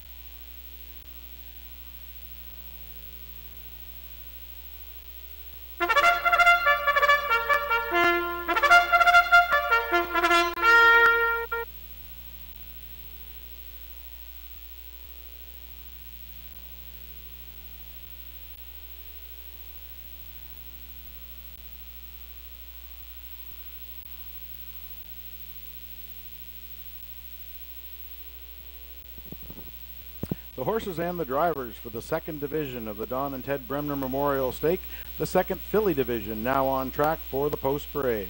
Race 5 goes for a purse of $7,560. Number 1, Bella for Now, owned by Mary Claire McDonald of Antigonish and Dan Kaiser of Bedeck, Nova Scotia. Claire McDonald does the training. Claire will do the driving from the rail. Bella for Now. 2, Whiskey to Wine, owned by Dr. Mitch Downey of St. John. Ellen Stevenson does the training. Mike Downey will do the driving from post 2, Whiskey to Wine. Number 3, Woodmere Nasha, owned by Five Guys, Horses and Lies of Charlottetown, Prince Edward Island. Jamie Smith is the trainer. Kenny Arsenault will do the driving from post 3, Woodmere Nasha. Number 4, Tobin's Choice, Boyd McDonald Produce of Crapo, Dan Ross of Belfast are the owners. Gary Chappell does the training. Gilles Barrio will do the driving from post 4, Tobin's Choice. Number 5, You Bet I'm a Good One, Free-Legged Pacer, owned by Patricia McLean, Doug Saunders, Jeff Lilly, and Blair McLaughlin. Jeff Lilly does the training. Todd Trites will do the driving from post 5, You Bet I'm a Good One. And filling out the field from post number 6, that's Woodmere Sky Roller, owned by Reg McPherson of Stratford, Prince Edward Island. Kevin McLean does the training. Brody McPhee is above the wheels. Number 6, Woodmere Sky Roller. These are the 6 fillies to contest the second division of the Don and Ted Bremner Memorial Stakes for 3-year-old pacing fillies. The purse for this one, $7,560. The longs are lying here at Exhibition Park. Please wager early on race number 6. Sorry, race number 5. And with starters on track for our 5th race, second division of the Don and Ted Bremner Memorial for 3-year-old fillies. And Scotty, we were looking this off camera. She's a pretty competitive field here, isn't it? Sure is. Yeah, make a case for 4 or 5 of them in here. Absolutely. So I was looking at it quite in depth there to choose a winner. I landed on Tobin's Choice. I'm going to give her the top call here today. She's had the fastest win this season by way of a 156 flat mile in Charlottetown back on June the 18th. She raced at the 8 hole last time, so she was hard used early to get to the front, and half 57 and 3, tired late in the mile. Still paced a mile 157 flat, so she obviously gets post relief here today from that. Moves here to EPR. Gilles Barrio gets the call for trainer Gary Chappell, owner Boyd McDonald and Dan Ross. And I think obviously looking at the lines, I think you'll see an early start approach from Barrio here with the filly, and I'm going to look for her to get the job done here, and Barrio's second stake win. Yeah, our first 3 starts this year has come against condition pacers, so she's racing the fillies here this afternoon, and I like her to get the top here, Curtis, and you know, she's 2 starts back there. She beat the overnight horses, mile and 56, new lifetime best, so definitely the looks like the top choice here in race 5. Went to the outside of the gate to Woodmere Skyroller. Put her in for second here. She's only had 1 start this year, but it was a really good start off the qualifying effort. She rolled on second half of the mile on the outside, closed in. I actually watched that race. I thought she had got up for the victory, but she was photoed out on the inside. But still 156 and 4, great mile for her in her first trip. I mean, you look back from last year, you know, she was one of the top fillies, obviously, with her record. She had 9 out of 10 top threes, 32,000 in the bank for owner Reg McPherson, trainer Kevin McLean. Brody McPhee gets the call here this afternoon. Great to see Brody back driving again after a few years off, and great to have him back here in St. John. Definitely, and this horse went a good mile her first start back last week, as you alluded to, and came from off the pace, and she may have to do that today with post 6, but looks like she's very versatile. She does like to leave a little bit, but like you say, Brody can certainly get one around, and she could be tough here from the outside. I put Woodmere Nasha in for the third here this afternoon. She's coming off of a dominant win her last start, 157 and 2 by 9 open lengths. The start before that she had finished 6th but was placed 5th. So in the start before that she was a winner in 58 and 4. So if she's the filly we've seen in her first and third starts, I guess you're definitely going to be, you know, we could hear from her when it's all said and done. And Kenny Arsenault has definitely had all kinds of success in the stakes over the years. Yeah, for sure. She's fresh off a mark as well, 57 and 2 right off the front in her last one, and she gets Kenny back in the bike, and post 3 certainly will help her here in race number 5. So should be tough here. Kenny Arsenault with Woodmere Nasha. Daily double exactor, superfecta, triactor, win and place for your betting features. Last chance to wager here on race number 5, the second division of the Ted and Don Bremner Memorial Stake for 3-year-old fillies. Hurry in, don't be left out.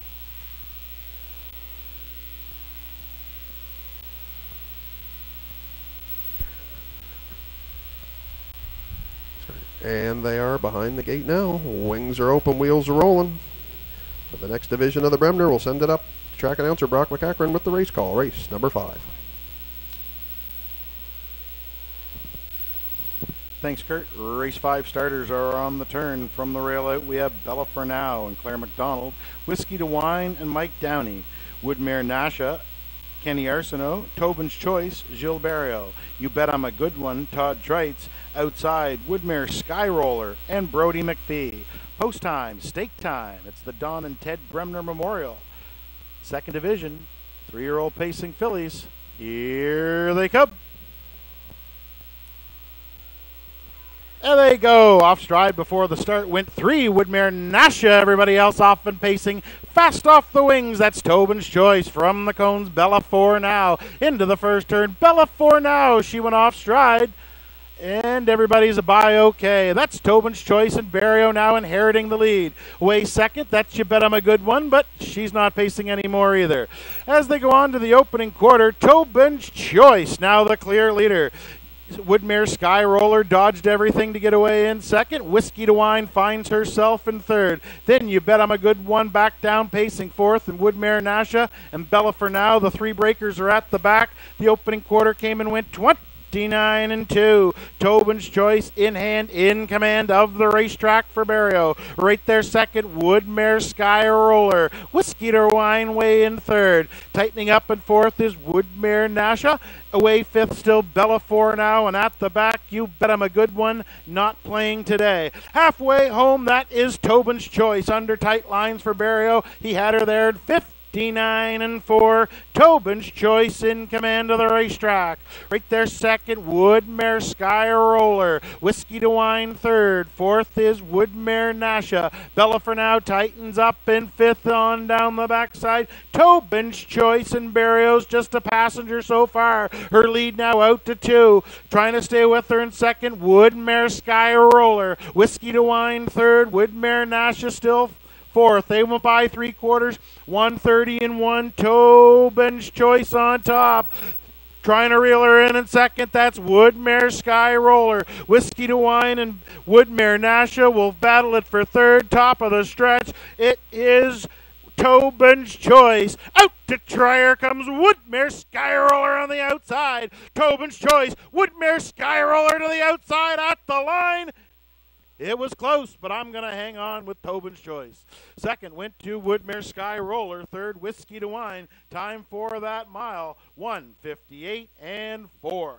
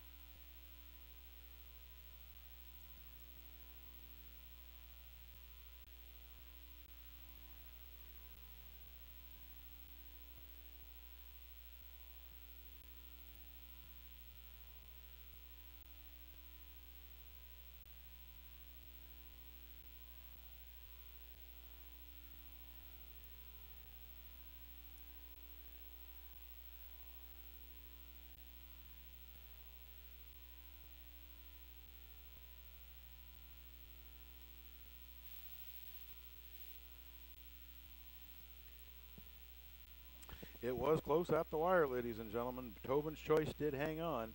There will be a win photo posted for you there on your monitors. Tobin's Choice hanging on narrowly over Woodmere Sky Roller.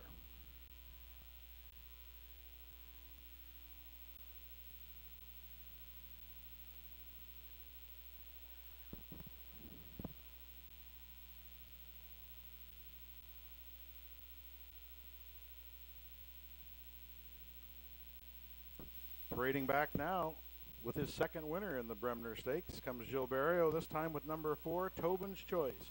3-year-old filly by Chemistic from the Arts Conquest mare, Hot Fusion. She's owned by Boyd McDonald Produce Limited of Crapo, Dan Ross of Belfast, Prince Edward Island. Gary Chappell does the training. Gilles Barrio did the driving, put her on top all the way. Tobin's Choice stopped the clock today, 1:58 and 4. Last quarter, 28 and 3. Tobin's Choice scores in the Don and Ted Bremner Stakes Memorial. Congratulations to the connections, Tobin's Choice, Gary Chappell, Boyd McDonald, Dan Ross, and Gilles Barrio. Trophy presentation and cooler presentation being made in the winner's circle.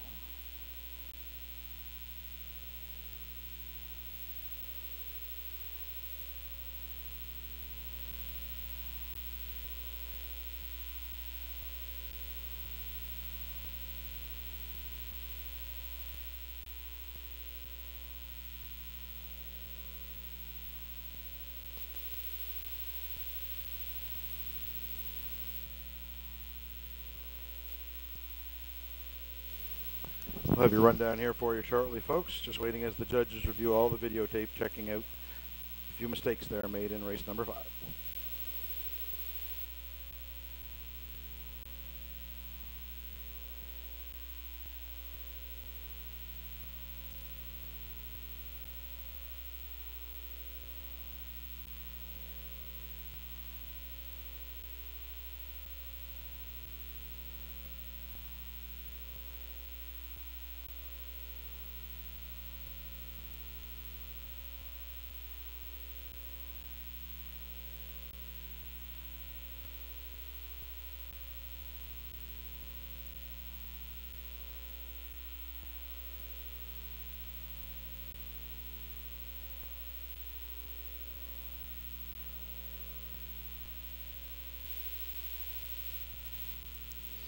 All right, ladies and gentlemen, race 5 now headed official.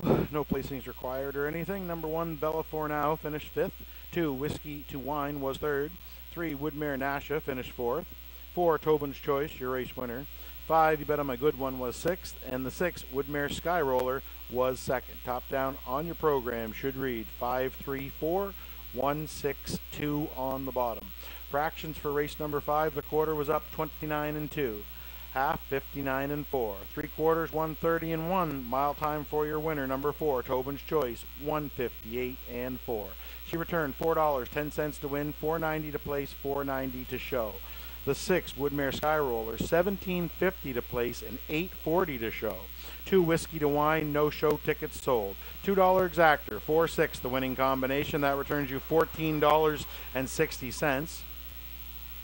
$2 Daily Double, 5 and 4. 5 in the last race, 4 in this race gets you $42 even. The $2 Triactor, 4-6-2 the winning combination. That comes back at $102.60, $102.60 for the Triactor. There was no Superfecta sold. The Superfecta carries over to race number 7 because there's a scratch in race 6 where there will be no Superfecta wagering. So the super carryover here will go right over to race number 7, the next division of the Bremner Stakes. Coming up next will be race number 6. Race 6 has a scratch in it. Take out the 1, City of the Year, due to sickness. Therefore, no Superfecta or show wagering. Your betting features in race number 6 will be Exactor, Triactor, Daily Double, Win Place. Exactor, Triactor, Daily Double, and Win Place, your betting features on the upcoming 6th race.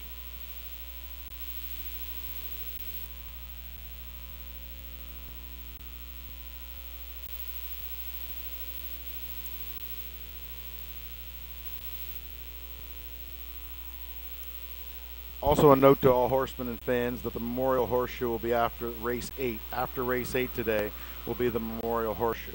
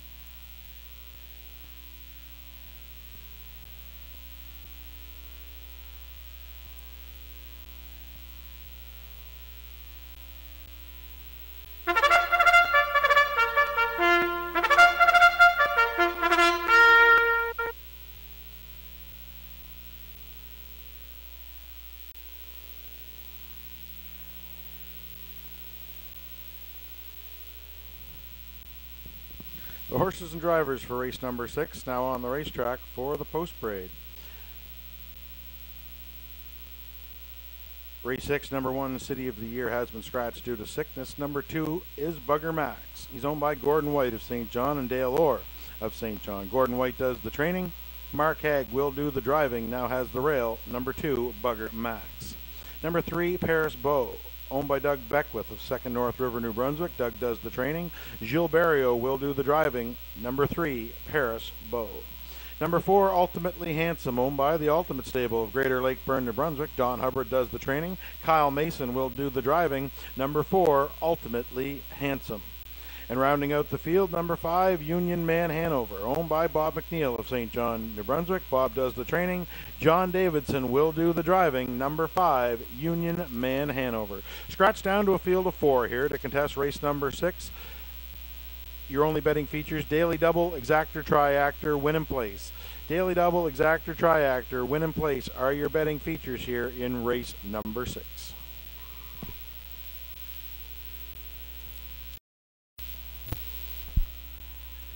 Yeah, with starters on track for our 6th race of the afternoon. Going to take a look at this contest. As Brock mentioned, scratched down to a field of 4 with the Rail Horse City of the Year scratched. But good bunch of age pacers here, Scotty, for sure in this race. And I'm going to go to the outside. He moves in now to post 4, but is still number 5 in the book, which is Union Man Hanover. He comes in off of a 3rd place finish in his most recent start here last week. 59-3, charted mile, 28-3 on the end, closed well. I think it was probably his best start of the year thus far. He has two seconds out of his 4, or 2/3 out of his 4 starts. As you and I were just talking off camera, that you know, Woodmere Ideal Art and Father of the Year, he doesn't have to hook onto them this week. So definitely some class relief, even though these are some nice pacers. And I think maybe it could be an opportunity for him to get his first win this season with John Davidson in the bike for owner trainer Bob McNeil. Yeah, definitely he's got a good shot here. He's got post 4 now, of course, with the scratch at number 1. But, yeah, he hasn't really fired so far this year, but he's been pacing some good miles. I think he just needs one of them races where he can get a confidence builder, and today could be the day, especially if he can. He's a very versatile horse. He can leave, he can finish, so we'll see what kind of trip John can work out for him here from post position number 4. I put Bugger Max in the 2 spot here this afternoon. He inherits the rail by the way of the scratch, and this horse, he raced good. He missed the board for the first time in quite a while. Yeah, as people know with my write-ups that I'm quite fond of Bugger Max, and he very rarely misses the ticket, even though I said that at least he did get 4th in the Super last week. So right. Even though he missed the top 3, he was 4th in the Super. But I expected him to get back on track today. I said it's rare for him to miss the ticket. It's unheard of for him to miss it twice in a row. Rail control, if you look 2 starts back, he had rail control. He went right on down the road, 59-2. Was his winning time on that one, 29 seconds flat on the end. He can finish his miles, he can grind it out, he can leave, he can do it all. He's definitely a classy old horse, and I put him in for the deuce, and it wouldn't be totally surprised if he was to get the job done. Yeah, I think Mark's definitely going to look for a front-end trip here if he can get it. And that last start, they kind of flew there the last part of the mile, and he just couldn't make up the ground he needed to make up and ran out of racetrack. But with the inside post now to post 1, he's got a good shot here. And if he gets the front, you know, it could be lights out for the others. Another veteran pacer in here, Paris Beau. He comes in off of a win, his most recent start here at EPR, 2 minutes flat.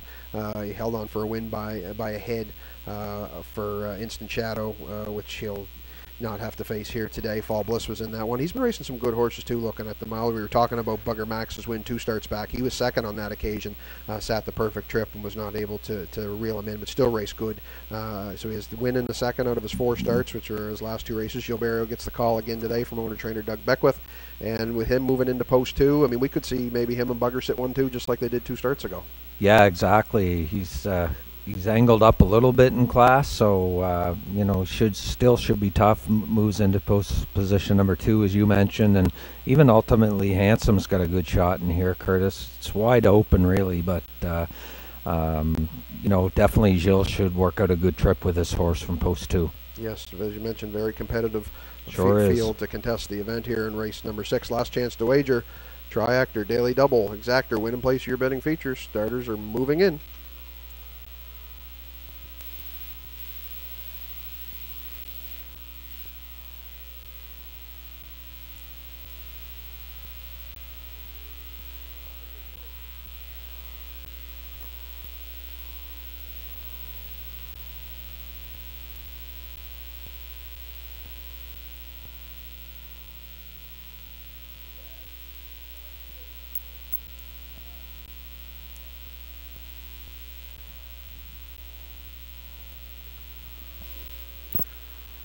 Race 6 starters are rolling up behind the starting gate from the rail out. We have Bugger Max and Mark Ag. Paris Beau with Gilles Barrio. Ultimately Handsome, Kyle Mason. Outside Union Man Hanover and John Davidson. Scratch down to a field of 4 here for race number 6. Gates at the top of the stretch at Exhibition Park. Here they come.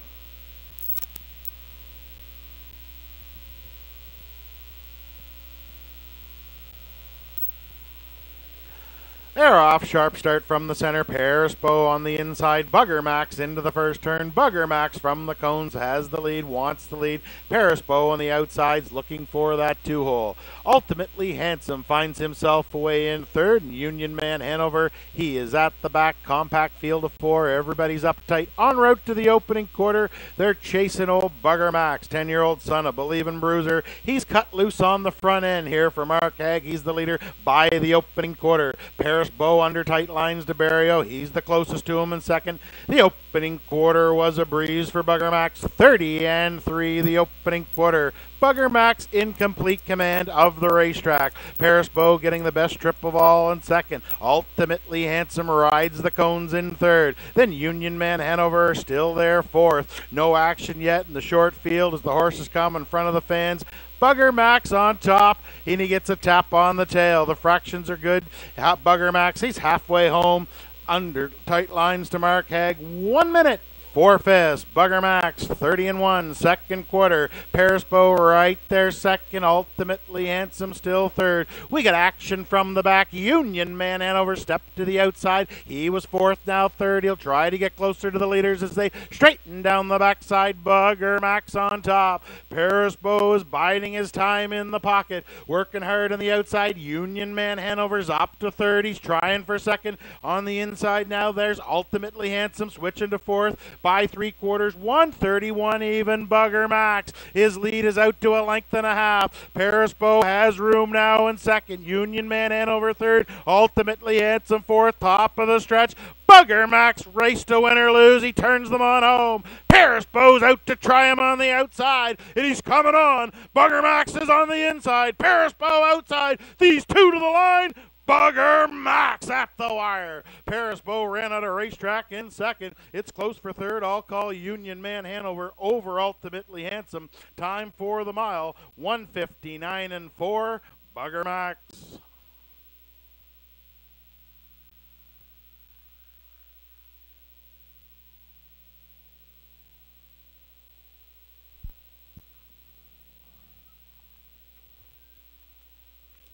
And Bugger Max makes each post a winning one here this afternoon for Mark Hag. And Mark's second win of the afternoon here. And he does it with Bugger Max off the front end effort for owner Gordon White and Dale Orr. Mark Hag in the driver's seat, second win of the afternoon. And he'll be back in the winner's circle with Bugger Max in just a few moments. A winner of race number 6.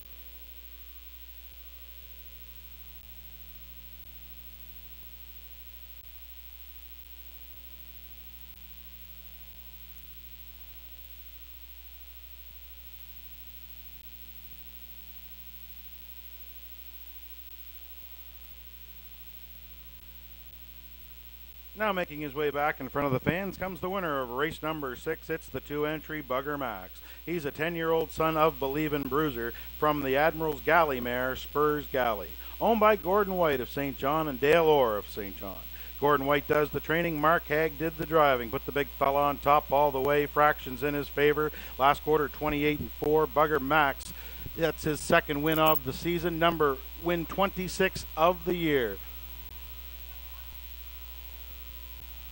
Congratulations to the connections, Gordon White, Dale Orr, and Mark Haig, and Bugger Max on capturing race number 6.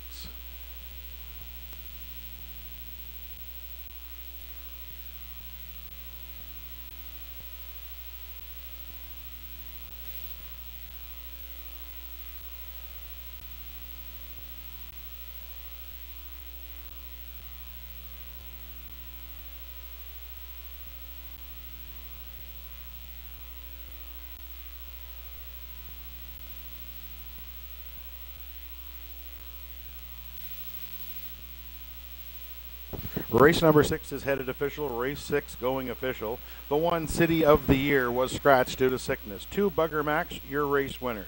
3 Paris Beau was second. 4 Ultimately Handsome finished fourth. And 5 Union Man Hanover was third. Top down your program should read scratch 1, 2, 4, 3 on the bottom. Fractions for race number 6. The quarter was up 30 3, half a minute and 4/5. 3/4, 131 even. Mile time for your winner, number 2, Bugger Max, 1:59 and 4.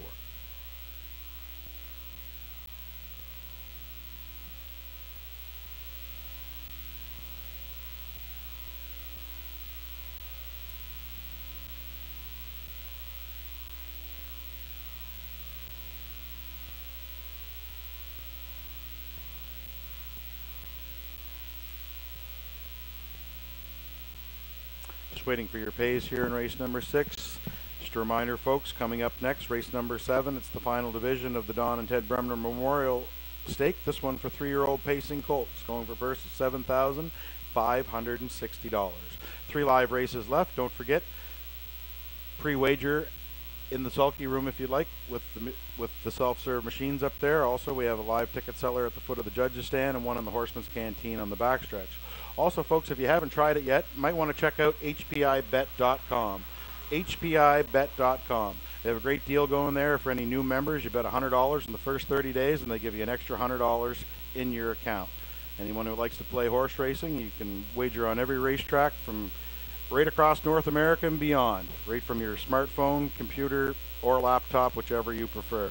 You can't get a better deal than that. $100 in, and once you've bet $100, they give you $100 free right in your account. So anyone interested that hasn't already tried it out, most people have taken advantage of that deal that's out there, but it goes right until the 1st of September. So make sure you try it out, HPIBet.com. Still waiting on the pays there for race number 6.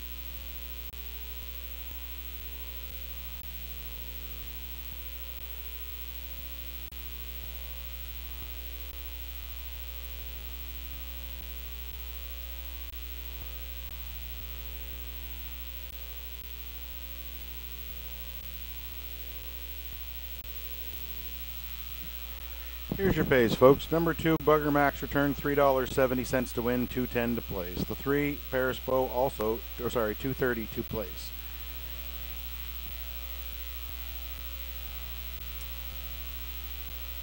Your exactor of 2 and 3, exactor 2-3, race number 7.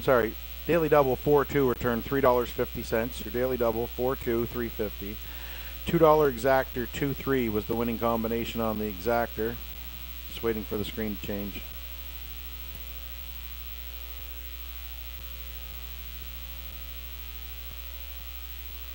$2 exactor 2-3 returned $4.90, and your $2 triactor 2-3-5, that's $11.10. $11.10 on the try, $4.90 for the exactor.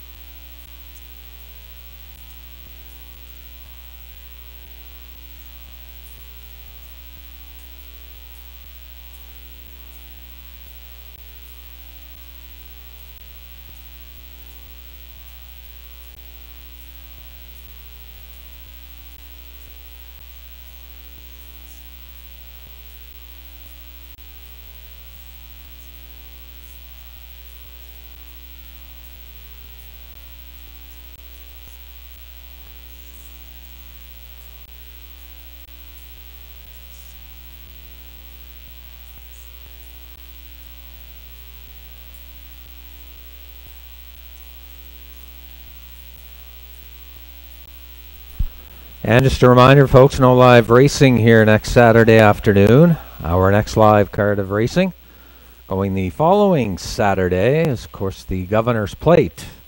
Eliminations going at Summerside Raceway tomorrow. And the final, of course, next week. So, again, no live racing here at Exhibition Park next Saturday. But we'll be back a week after that here at Exhibition Park.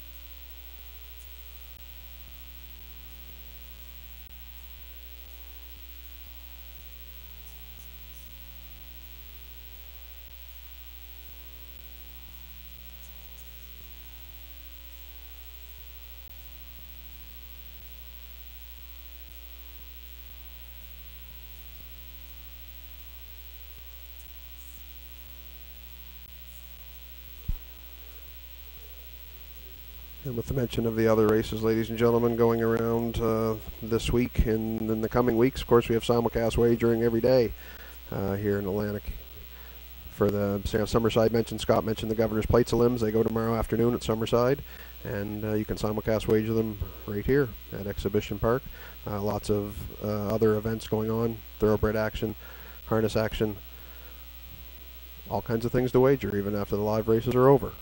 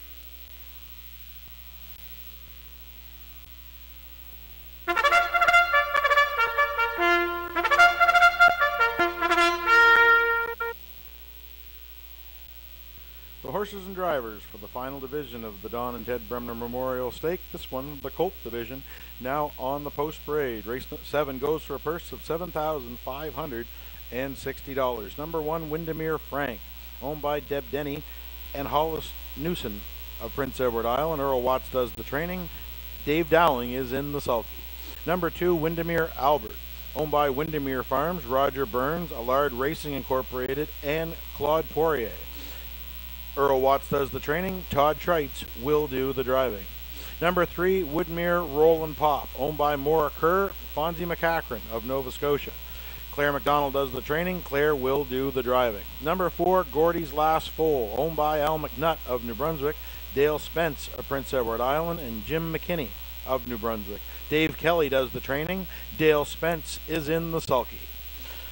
From post 5, that's Little Manny, owned by Dean McLaughlin, Brad McLaughlin, Mark Taylor, and Stephen Treitz. Charlie Miles does the training. Stephen Treitz will do the driving. Number 5, Little Manny. Number 6, Here Comes Red, owned by Michael Collings of Charlottetown, Prince Edward Island. Gerald McDougall does the training. Brody McPhee will do the driving from post 6. Here Comes Red. Rounding out the field, number 7, Tobin's Revel, owned by Dan Ross of Belfast, Prince Edward Island. Gilles Barrio now the trainer. Gilles Barrio will do the driving from post 7, Tobin's Rebel. These are the 7 colts to contest race number 7, the Don and Ted Bremner Memorial Stake, going for a purse of $7,560. Daily Double, Exactor, Triactor, Win Place and Show, also Superfecta wagering, and there is a Superfecta carryover here in race number 7.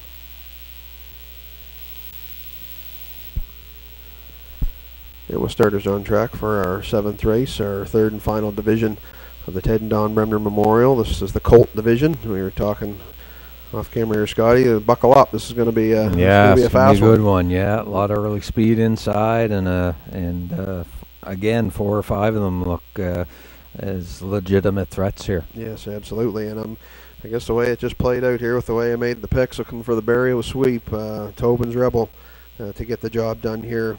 He does have outside post 7, however, I just could not overlook that last trip in Charlottetown, wire-to-wire win for a new record, 155-3. What a trip on him that night. And like I said, he does have post 7 to work with, but you're looking at it, he's an early starter, and I'm sure Jill will neutralize that position pretty quick. Yeah, he's got the outside, but it's going to be interesting to see how he reacts to the outside post here. But you know, like you say, 55-3, brand new speed badge on him last week, and we'll see how he does with the outside post. I think is the only concern with this guy. All the way to the inside to the rail control, Windermere Frank. He comes in, he's starting to roll along good himself. He's 2 for 2 this year, and 2 starts, both in 56 and change, both 28 and change, close and quarters. So the son of Malicious, we were talking about Malicious earlier today. Yeah. He sends another good starter to the gate here in this race. Dave Dowling, definitely one of the top drivers on the island in the last couple of years. Rail control, Earl Watts trained. You got to like him as well. Yeah, Dave loves to bust the gate, and I think you're going to see this fella go right to the front, and like him here definitely from post position number 1. Woodmere Roll and Pop threw him in for the top 3. Wouldn't be surprised if he was to get up into the top 2 or even win. Looking at the resume of this fella last year, 8 wins, 2 seconds out of 14 starts, over 50,000 in the bank last year. As we were talking off camera again about this, the first start of the year, raced the age horses, finished 5th, but paced at 56 flat in Churro. So nice little tightener for him off of the qualifier, and he was double qualified before that by Claire, 2 minutes and 59. So it's actually his 4th trip behind the gate this year. So for that resume, he cannot be counted out as well. No, for sure. And Claire's got this fellow ready to roll, I'm sure. And he raced the overnight horses, but what a trip! Pace a mile and 56. So gets post 3 this afternoon, and definitely one to consider here. Woodmere Roll and Pop and Claire McDonald from post 3. Last chance to wager here on race number 7. Daily Double, Exactor, Superfecta carryover, Triactor, win and place your betting features. Hurry in. Last chance to wager on the last division of the Bremner.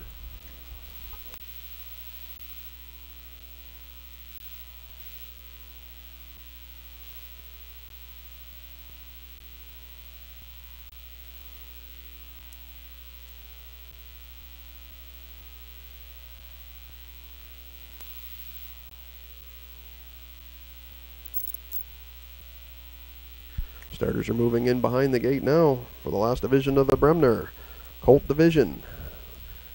Wings are opening, wheels are rolling. We will send it upstairs to track announcer Brock McCackern with the race call, race number 7. Thanks, Kurt. 7 colts assembling on the backstretch for the final division of the Don and Ted Bremner Stakes. From the rail out we have Windermere Frank and Dave Dowling. Windermere Albert with Todd Trites. Woodmere Roland Pop, Claire McDonald. Gordy's Last Foal with Dale Spence. Little Manny, Stephen Trites. Here Comes Red, Brody McPhee. Far Outside, Tobin's Rebel, and Gilberto. 7 of them on the gate. Stake time at Exhibition Park. Here they come.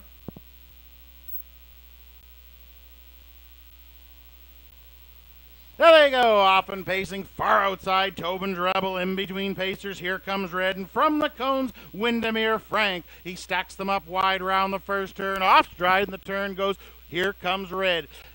He's half-back pacing, everybody around the first turn okay. It's Windermere Frank and Dave Dowling cut loose on the lead. He's the leader by the opening quarter. His stablemate Windermere Albert got away in second. Then we have Woodmere Roland Pop third. Tobin's Rebel left from the outside, found a seat in fourth. On the inside, Gordy's Last Foal and Little Manny is underway from the back. We got plenty of action by the opening quarter, 30 seconds flat. That's not fast, and Woodmere Frank's got a 3-length lead. Second is Windermere Albert. First to move on the outside, that is Tobin's Rebel. Picking up the live flow, that's Little Manny. Woodmere Roland Pop is back to 5th. Early trailer back there, that is Gordy's Last Foal as they come in front of the fans first time. Tobin's Rebels pushing all in on the outside. He's trying to clear back on the inside. Windermere Frank right there. There's Windermere Albert. They're over the half. 60 seconds flat. Windermere Frank is in command. Right there second, Windermere Albert. Here is Tobin's Rebel. 3 deep early. Little Manny's out wide as the battle brews on to 3/4. It's still Windermere Frank. Tobin's Rebel going a big one on the outside. 3 wide, Little Manny. No place to race for Woodmere Roland Pop. By 3/4, 129 flat. Windermere Frank still by a length and a half. Tobin's Rebel is still second. On the inside, that's Windermere Albert, top of the stretch. It's Windermere Frank showing the way home. Tobin's Rebels come out to challenge on the outside. It's Windermere Frank, Tobin's Rebel on the inside. Windermere Frank and the superstar right down the road. Second went to Tobin's Rebel. It's close for third, any one of 3. But Windermere Frank scored in the Bremner, 158 flat.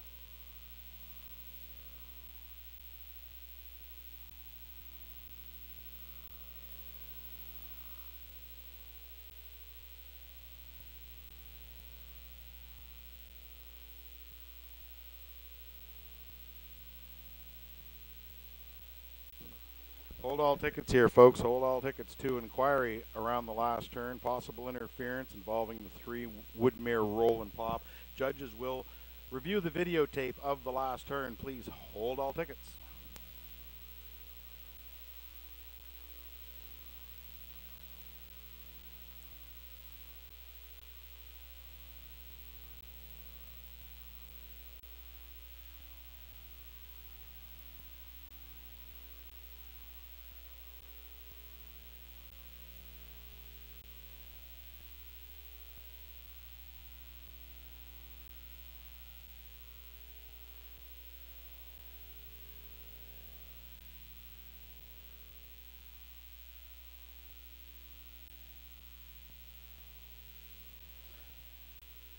Also, ladies and gentlemen, the inquiry on the last turn as well. Also, there's an objection lodged by the driver of number 3, Woodmere Roland Pop, against the driver of number 5, Little Manny, Stephen Trites. Inquiry and objection on go here around the last turn. Judges will review the videotape, talk to the drivers, and make a decision. Won't affect the winner, though, Windermere Frank.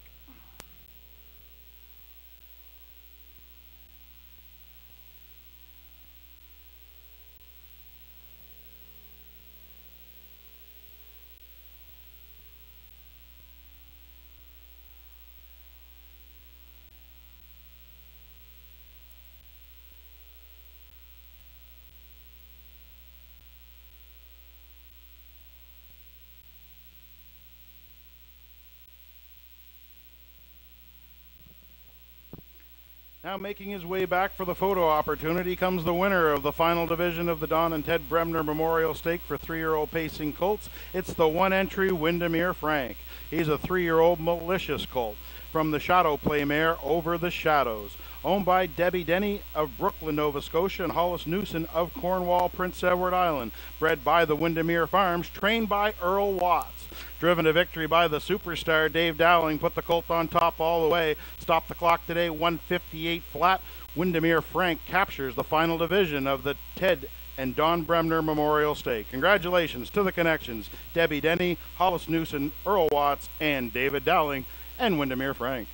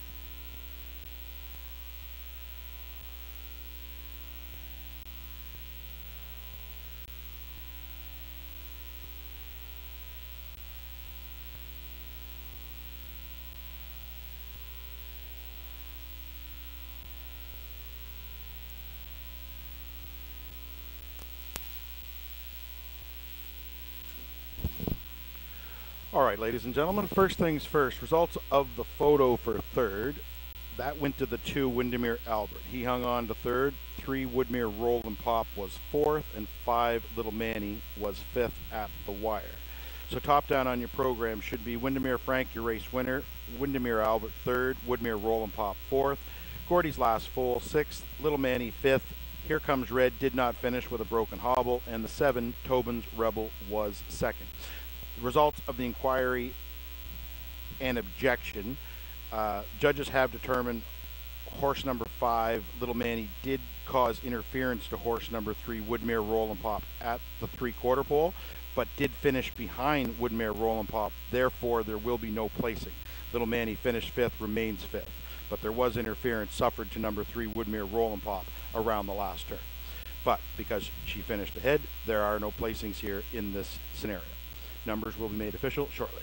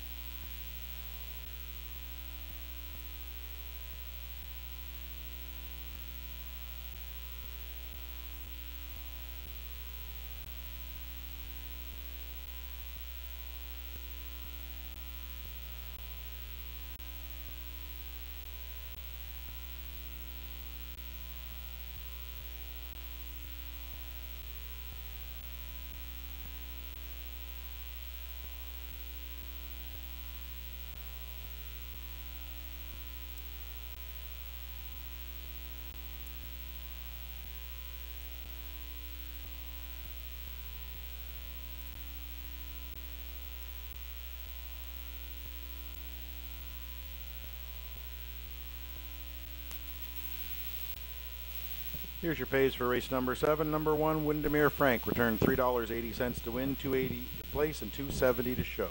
The 7, Tobin Drebel, $2.50, $2.10. The 2, Windermere Albert, $5.30. $2 Daily Double, 2-1 the winning combination. That came back $4 even. $2 Triactor, 172. 172 returns $56.30, $56.30 for the Triactor. $2 Exactor 17, $8.80, and a $1 Superfecta 1723, $1 Super returns $72.85.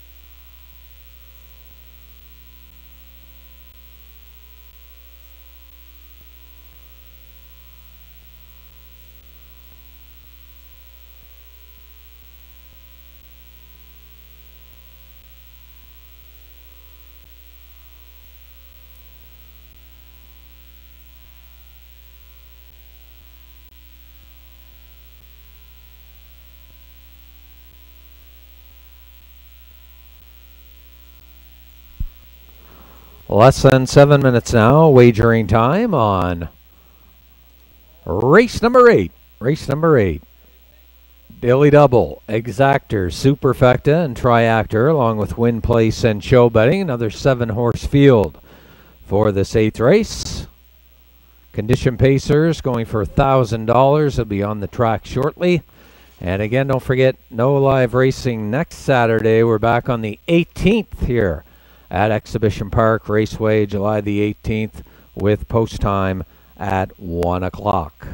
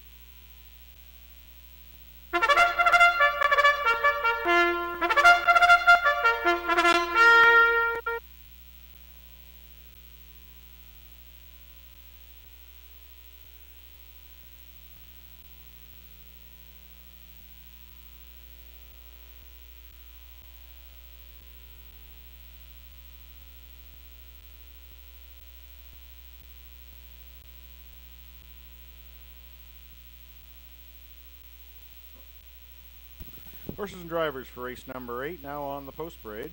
Number 1, Real Big, owned by Rick Armstrong and Luke Armstrong of Rothsay, New Brunswick. Rick does the training. Rick will do the driving from the rail. Real Big. 2, Shy Artie, owned by Wayne Watson of St. John and Will Chatwin of Rothsay. Wayne does the training. Wayne will do the driving from post 2, Shy Artie. Number 3, Chasing Cancun, owned by Bob McNeil of St. John. Bob does the training. John Davidson will steer from post 3, Chasing Cancun. Number 4, Emperor, owned by Jeff Lewis of Moncton. Jeff does the training, and he will do the driving from post 4, Emperor. Number 5, Fall Bliss, owned by Dr. Mitch Downey of St. John. Ellen Stevenson is the trainer. Dr. Mitch Downey is in the sulky from post 5, Fall Bliss. Number 6, Ultimate Flying Nun, owned by the Ultimate Stables of Greater Lakeburn, New Brunswick. Seafoam Melanson does the training. Kyle Mason will do the driving from post 6, Ultimate Flying Nun. And rounding out the field from post 7, that's Ebb and the Boys, owned by Doug Beckwith of 2nd North River, New Brunswick. Doug does the training. Gilles Barrio will drive from the outside post 7, Ebb and the Boys. Field of 7 to contest race number 8, Daily Double Exactor, Superfecta Tri-Actor, Win, Place, and Show are your betting features. And a note to all the horseman fans, there will be a memorial horseshoe at the completion of race number 8.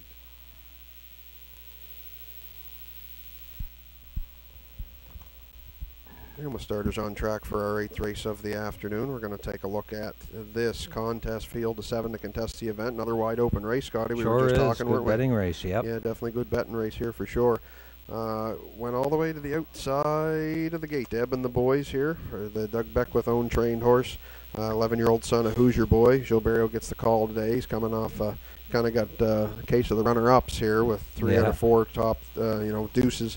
Has yet to find the winner's circle, and we were also saying there a bit ago that he was, 1 win last year out of 29 starts, but again, 2nd and 3rd 10 times. So he's always good to get a piece of the ticket. He's always around. He just sometimes he can't find his way to the winner's circle. And I said one of these days the trip's going to work out to his favor. I know today he's got the outside post 7, so Barrio's going to have to manufacture a trip for him, but I still think he's got the talent to get it done if he gets the right trip. Yeah, you have to go back to his first start here this year. Actually, when he actually drew half decent, he had the 2 hole. So he's got the outside post, Curtis. But like you say, he's definitely if he had a better post, he'd be the one to choose. But we'll see how he makes out with post number 7 here. Ebb and the Boys.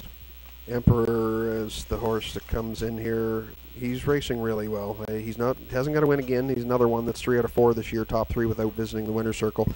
But owner, trainer, driver Jeff Lewis got him firing on all cylinders. He's racing really well.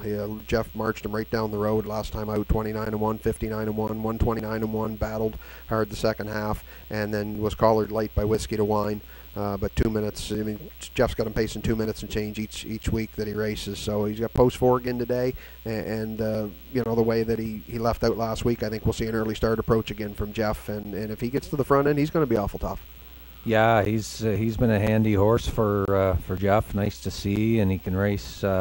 If he does get the front end here, it's going to be tough. Some little bit of early speed with Real Big on the inside, but Jeff should get a good trip here and again find himself possibly in the top 3. Went to the veteran pacer Fall Bliss to round out the top 3. It was really hard to believe that I didn't pick him to win, really, but he's another one. 3 out of 4 hit the ticket, has yet to find the winner's circle. So he's been getting a little bit of class relief his last couple starts. If you look back starting out the season, he raced Brandon's Glory and Bugger Max and Instant Shadow. And last week I liked him to win. He ended up 3rd in that one. Paced him all 2, 1, and 3. But one of these weeks he's going to collect 2. I mean, he's just too good, too classy of a veteran not to get the job done one of these weeks. And again, this is just a total wide open race, and I think trip is going to be key. Whoever gets that that good trip, I think was going to be the one that's going to come out with the win. Yeah, it's going to be interesting. He's got post 5 here, and as we mentioned earlier, he hasn't fired as of yet. He does have 3 third place finishers, but he had a good year last year, 6 wins. So we'll see if he can get rid of this bubble on his card here this afternoon and get a win here from post position number 5. Last chance to wager here on race number 8, Daily Double Exactor, Superfecta Tri-Actor, Win, Place, Show, your betting feature. Starters are moving in behind the gate as we speak.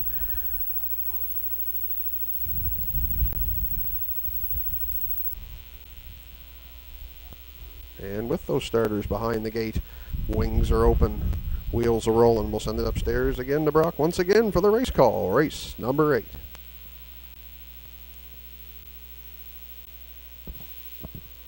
Thanks, Kurt. A field of 7 for race number 8. Assembling on the turn from the rail out, we have Real Big and Rick Armstrong. Shy Artie with Wayne Watson. Chasing Cancun, John Davidson. Emperor and Jeff Lewis. Fall Bliss, Mitch Downey.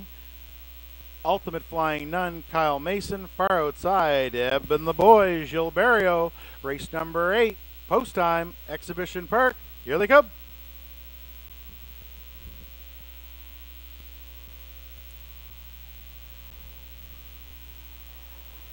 There they go, off and pacing. Everybody's leaving 7 wide out of the gate. Center of the track, that's Fall Bliss. In between pacers, chasing Cancun from the rail. Real Big stacks them up 3 wide around the first turn. Real Big from the pylons. He's got the lead and he wants the lead. Chasing Cancun on the outsides, looking for a friend. None there. En route to the opening quarter. Real Big insides, going at it with Jason Cancun. Emperor plugs up the box. Fall Bliss is going to have to go to plan B. They were by the opening quarter 28-4. Jason Cancun and Davidson, they paid the price to be the leaders round the turn. Real Big let him go and now is edging back to the outside in second, but Davidson's not looking for the retake.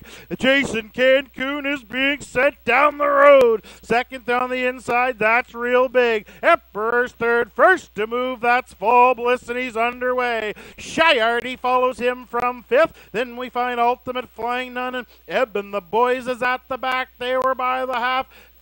59-2, chasing Cancun. He's getting rolled right on down the road. Fall Bliss on the outside now takes over second. Real Big, no place to race in third. Off stride, spoiling a second over trip went Shy Artie. Then we have Emperor on the inside as they go to 3/4. That's Fall Bliss on the outside. He's trying to take over from Jason Cancun. Right there, third, that's Real Big. Shy Artie hits a better stride from 4th by 3/4, 130 flat. It's still chasing Cancun. Fall Bliss is out there wide. Shy Artie 3 wide, even wider. Ebb and the boys. Everybody's in it. Top of the stretch. Down the stretch they come. Ebb and the boys on the far outside taking over the lead for Barrio. Jason Cancun has nothing left. It's Ebb and the boys. He scores on the line. It's close for second. It's a photo between Ultimate Flying Nun and Emperor. Time for that mile. 2:02 flat. Ebb and the boys.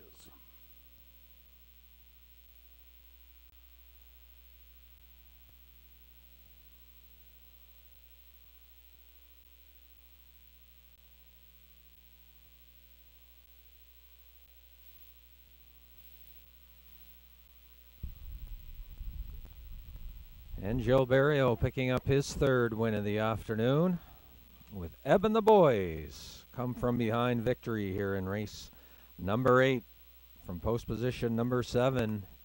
He scores your winner. First winning trip of the season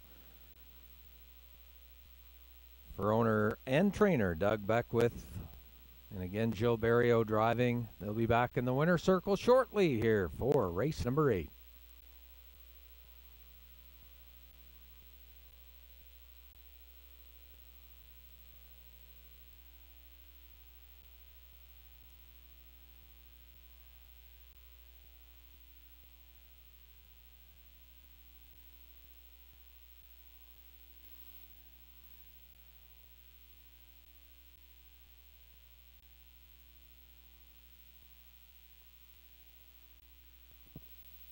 Now making his way back for the photo op comes the 7 entry Ebb and the boys.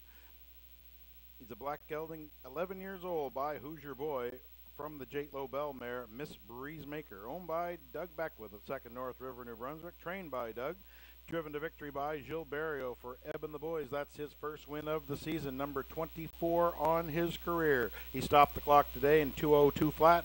Ebb and the boys scores from the outside post for Barrio. Congratulations to the connections, Doug Beckwith, Gilles Barrio, and Ebb and the boys.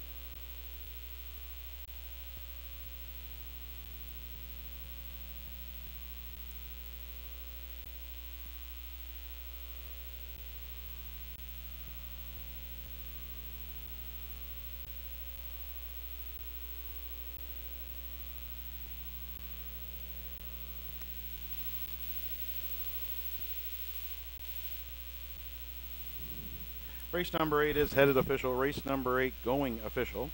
Number 1, Real Big, was 6th. 2, Shy Artie finished 4th. 3, Chasing Cancun was 5th. 4, Emperor finished 3rd. 5, Fall Bliss was 2nd. 6, Ultimate Flying Nun was 2nd. And 7, Eben the Boys was your race winner. Top down in your program should read 6, 4, 5, 3, 7, 2, 1 on the bottom. Fractions for race number 8. 28-4 was the opening quarter, 59-2 by the half, 3/4, 1:30 even. Mile time for your winner, number 7, Eben the Boys, 2:02 flat.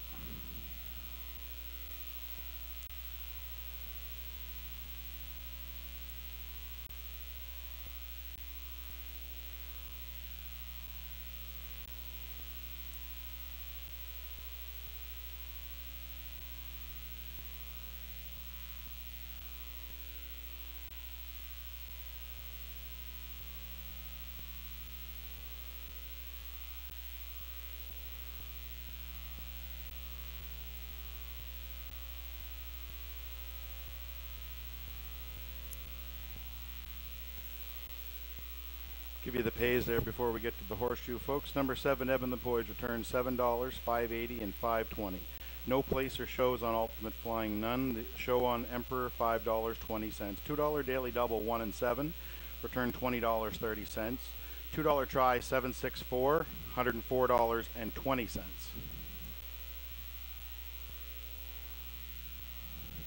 Also the exactor, 7-6, nice pay, $105.10. And the superfecta was a carryover.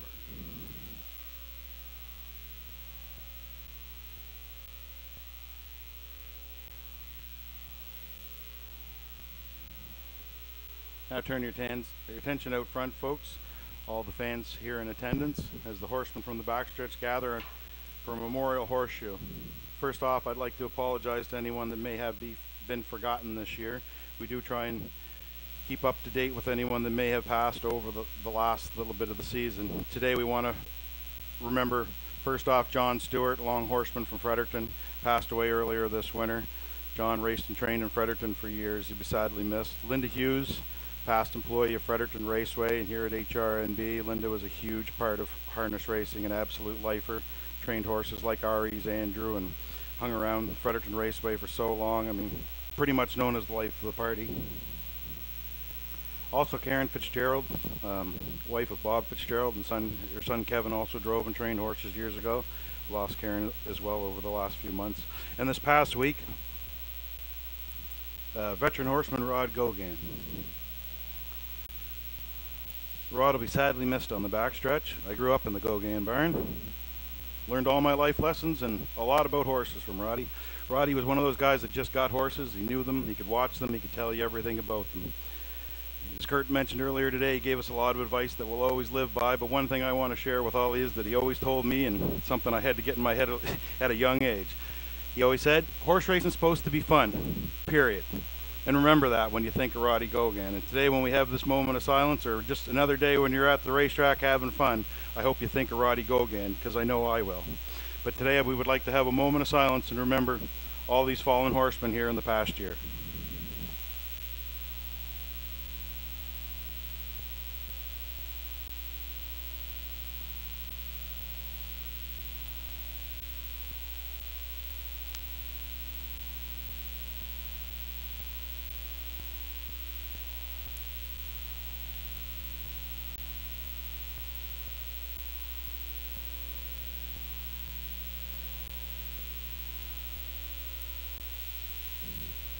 Thank you, ladies and gentlemen.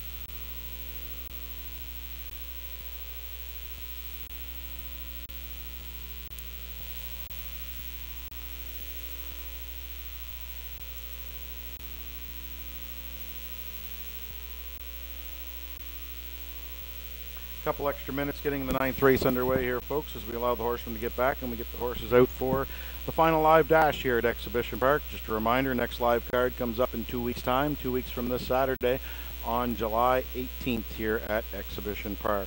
Also, simulcast wagering will continue all day long here from the Sulky Room Lounge, also Pub 1755 in Dieppe, and Winners Lounge in Fredericton. Great card tonight at Mohawk, also a great card tonight in Charlottetown, so please feel free to pick up yourself some tickets to take home or check out hpibet.com. hpibet.com. That's the link you'll want to find to be able to bet horse racing all over North America anytime you like.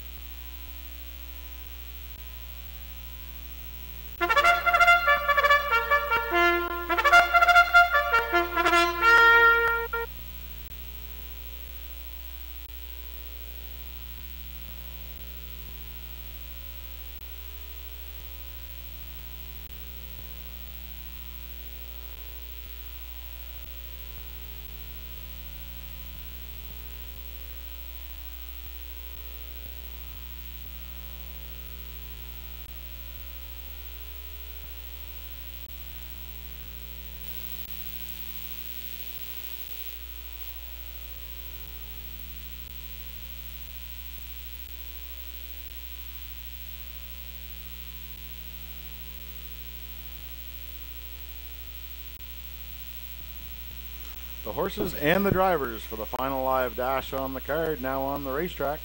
Number 1, You Can't Fix Stupid, owned by Doug Beckwith of 2nd North River, New Brunswick. Doug does the training. John Davidson is in the sulky from the rail. You Can't Fix Stupid. 2, Katie Overdrive, owned by Steve Mason of Quispam, Sis, New Brunswick. Steve Mason does the training. Scotty Hubbard will drive from post 2, Katie Overdrive. Number 3, Father of the Year, owned by Dr. Mitch Downey of St. John, New Brunswick. Ellen Stevenson does the training. Dr. Mitch Downey will do the driving today from post 3, Father of the Year. 4, Brandon's Glory, owned by Cindy Gunn of St. John. Tommy Gunn does the training. Dave Dowling with the catch drive from post 4, Brandon's Glory. Number 5, Pickpocket Princess, a homebred of Wayne Hubbards of St. John. Wayne does the training. Gilles Barrio is above the wheels of number 5, Pickpocket Princess. Field of 5 to contest race number 9. It's the top class of the day, going for a purse of $1,200. Exactor, Triactor, Superfecta, Win and Place are your betting features. Wager now. It's your last chance to get in on the live racing here at Exhibition Park.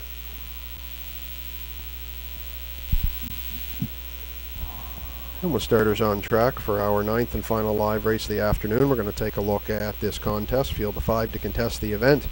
And to close out the card today, Scotty, I'm going to go to Father of the Year. Not a big surprise. A lot of people are going to be going to Father this year, or this year, Father of the Year today to win. Yeah.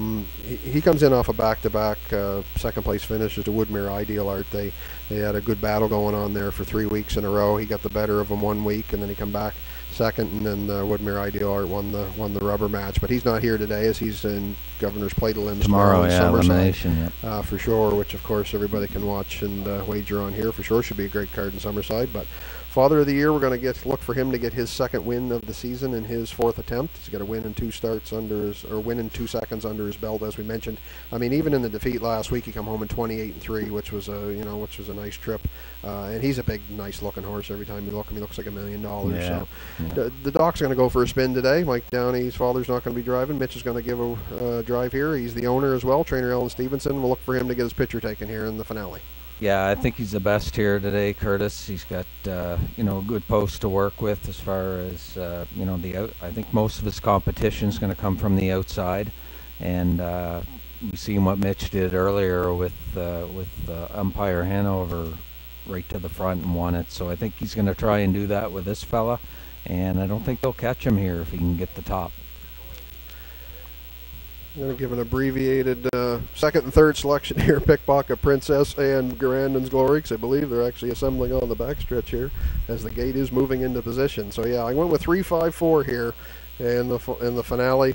Exactor, Superfecta, Tractor, Win and Place your betting features. The last time to wager on our live program today. Wings are open, wheels are rolling. And last time today, we'll send it up to Brock with the race call.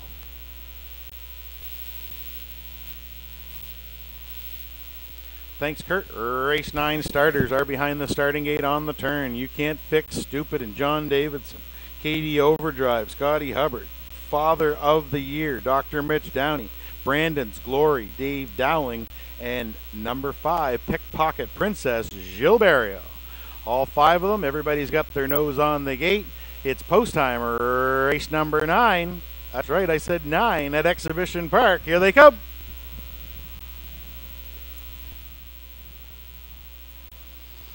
There they go, off and pacing, 4 wide off the gate, center of the track, Father of the Year, in between pacers, You Can't Fix Stupid, far outside, Brandon's Glory, these ones into the first turn, Father of the Year inside, Brandon's Glory on the outside, put a couple steps in there, everybody's by okay out of the first turn, Father of the Year has the lead on the front end, right there second, You Can't Fix Stupid, Katie Overdrive found a seat in third, Pickpocket Princess around the confusion in fourth, and after the miscue, Brandon's Glory's at the back there by the opening quarter, 29-4, it's Father of the Year. His lead's a length and a half. You Can't Fix Stupid's the closest to him in second. Katie Overdrive right there in third. Pickpocket Princess under tight lines in fourth, and Brandon's Glory still at the back. No movement as they come in front of the fans. First time around, they are chasing the 7-year-old son of Royal Majesty. This is Father of the Year, and he is now clear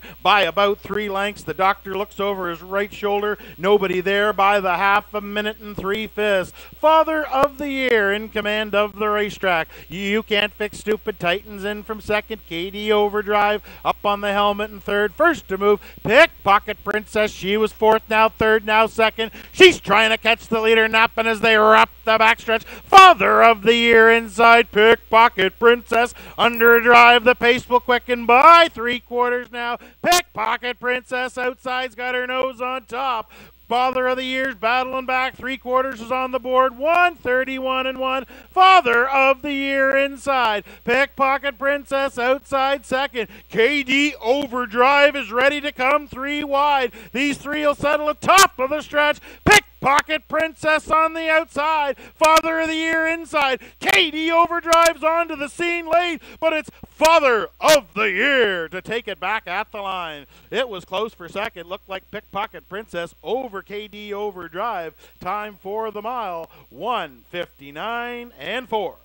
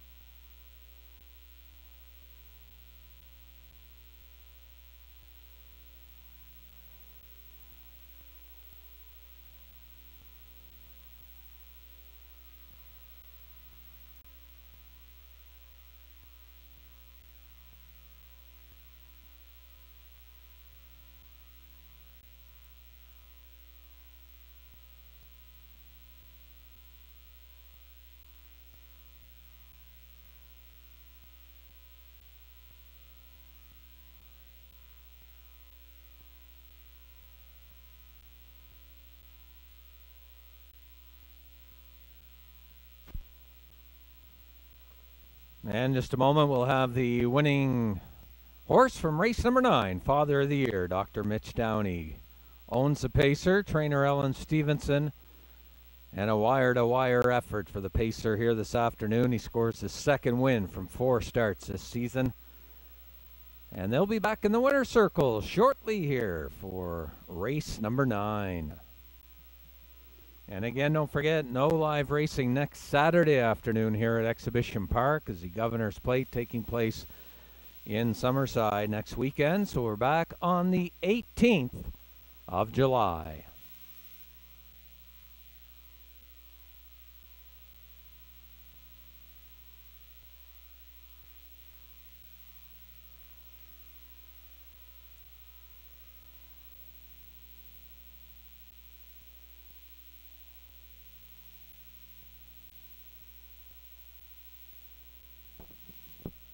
Now making his way back to get his picture taken is the winner of race number 9, the 3-entry Father of the Year. He's a 7-year-old son of Royal Majesty from the Ponderosa mare She's Determined. Owned by Dr. Mitch Downey of St. John, New Brunswick. Ellen Stevenson does the training. Dr. Mitch Downey did the driving, put the big fella on top all the way. Father of the Year stopped the clock, 1:59 and 4. Last quarter, 28 and 4. He captures the top class today. Congratulations to the connections, Dr. Mitch Downey, Ellen Stevenson, and Father of the Year.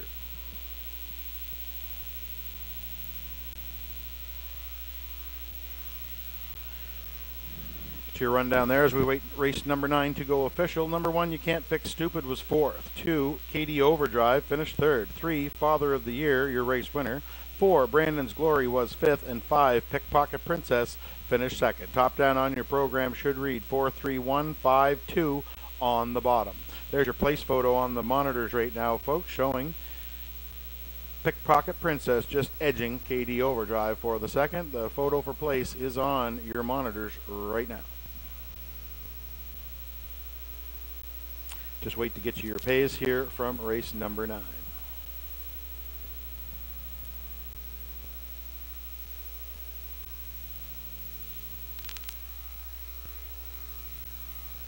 Here's your pays from race number 9. Race number 9, Father of the Year, return 360 and 210. The 5, Pickpocket Princess, 210 to place. $2 Exactor, 3-5, the winning combination, $6 even. $1 Super, 3-5-2-1 in the Super. That's $60.95. $2 Daily Double, 7 in the first half, 3 in the back half. That's $10.20.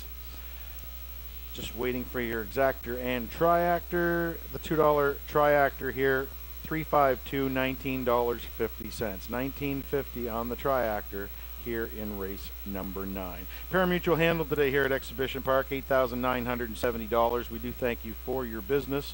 Next live card comes up in 2 weeks on July the 8th. Big thank you to everybody who helped put on the races today. Big thank you to all the horsemen helping out with the racetrack and the grounds on the backstretch. Great job, fellas. Thank you to all the out-of-town shippers making their way over from Prince Edward Island and Nova Scotia. Safe travels back. Don't forget, simulcast wagering continues in the Sulky Room Lounge. And don't forget, folks, check out HPIBet.com. Get in on that deal. Bet $100, get $100. If you haven't done it, it's the best deal going. Who's going to give you a free $100 other than HPIBet.com? Please join us here in 2 weeks' time. This is track announcer Brock McCachran saying thank you.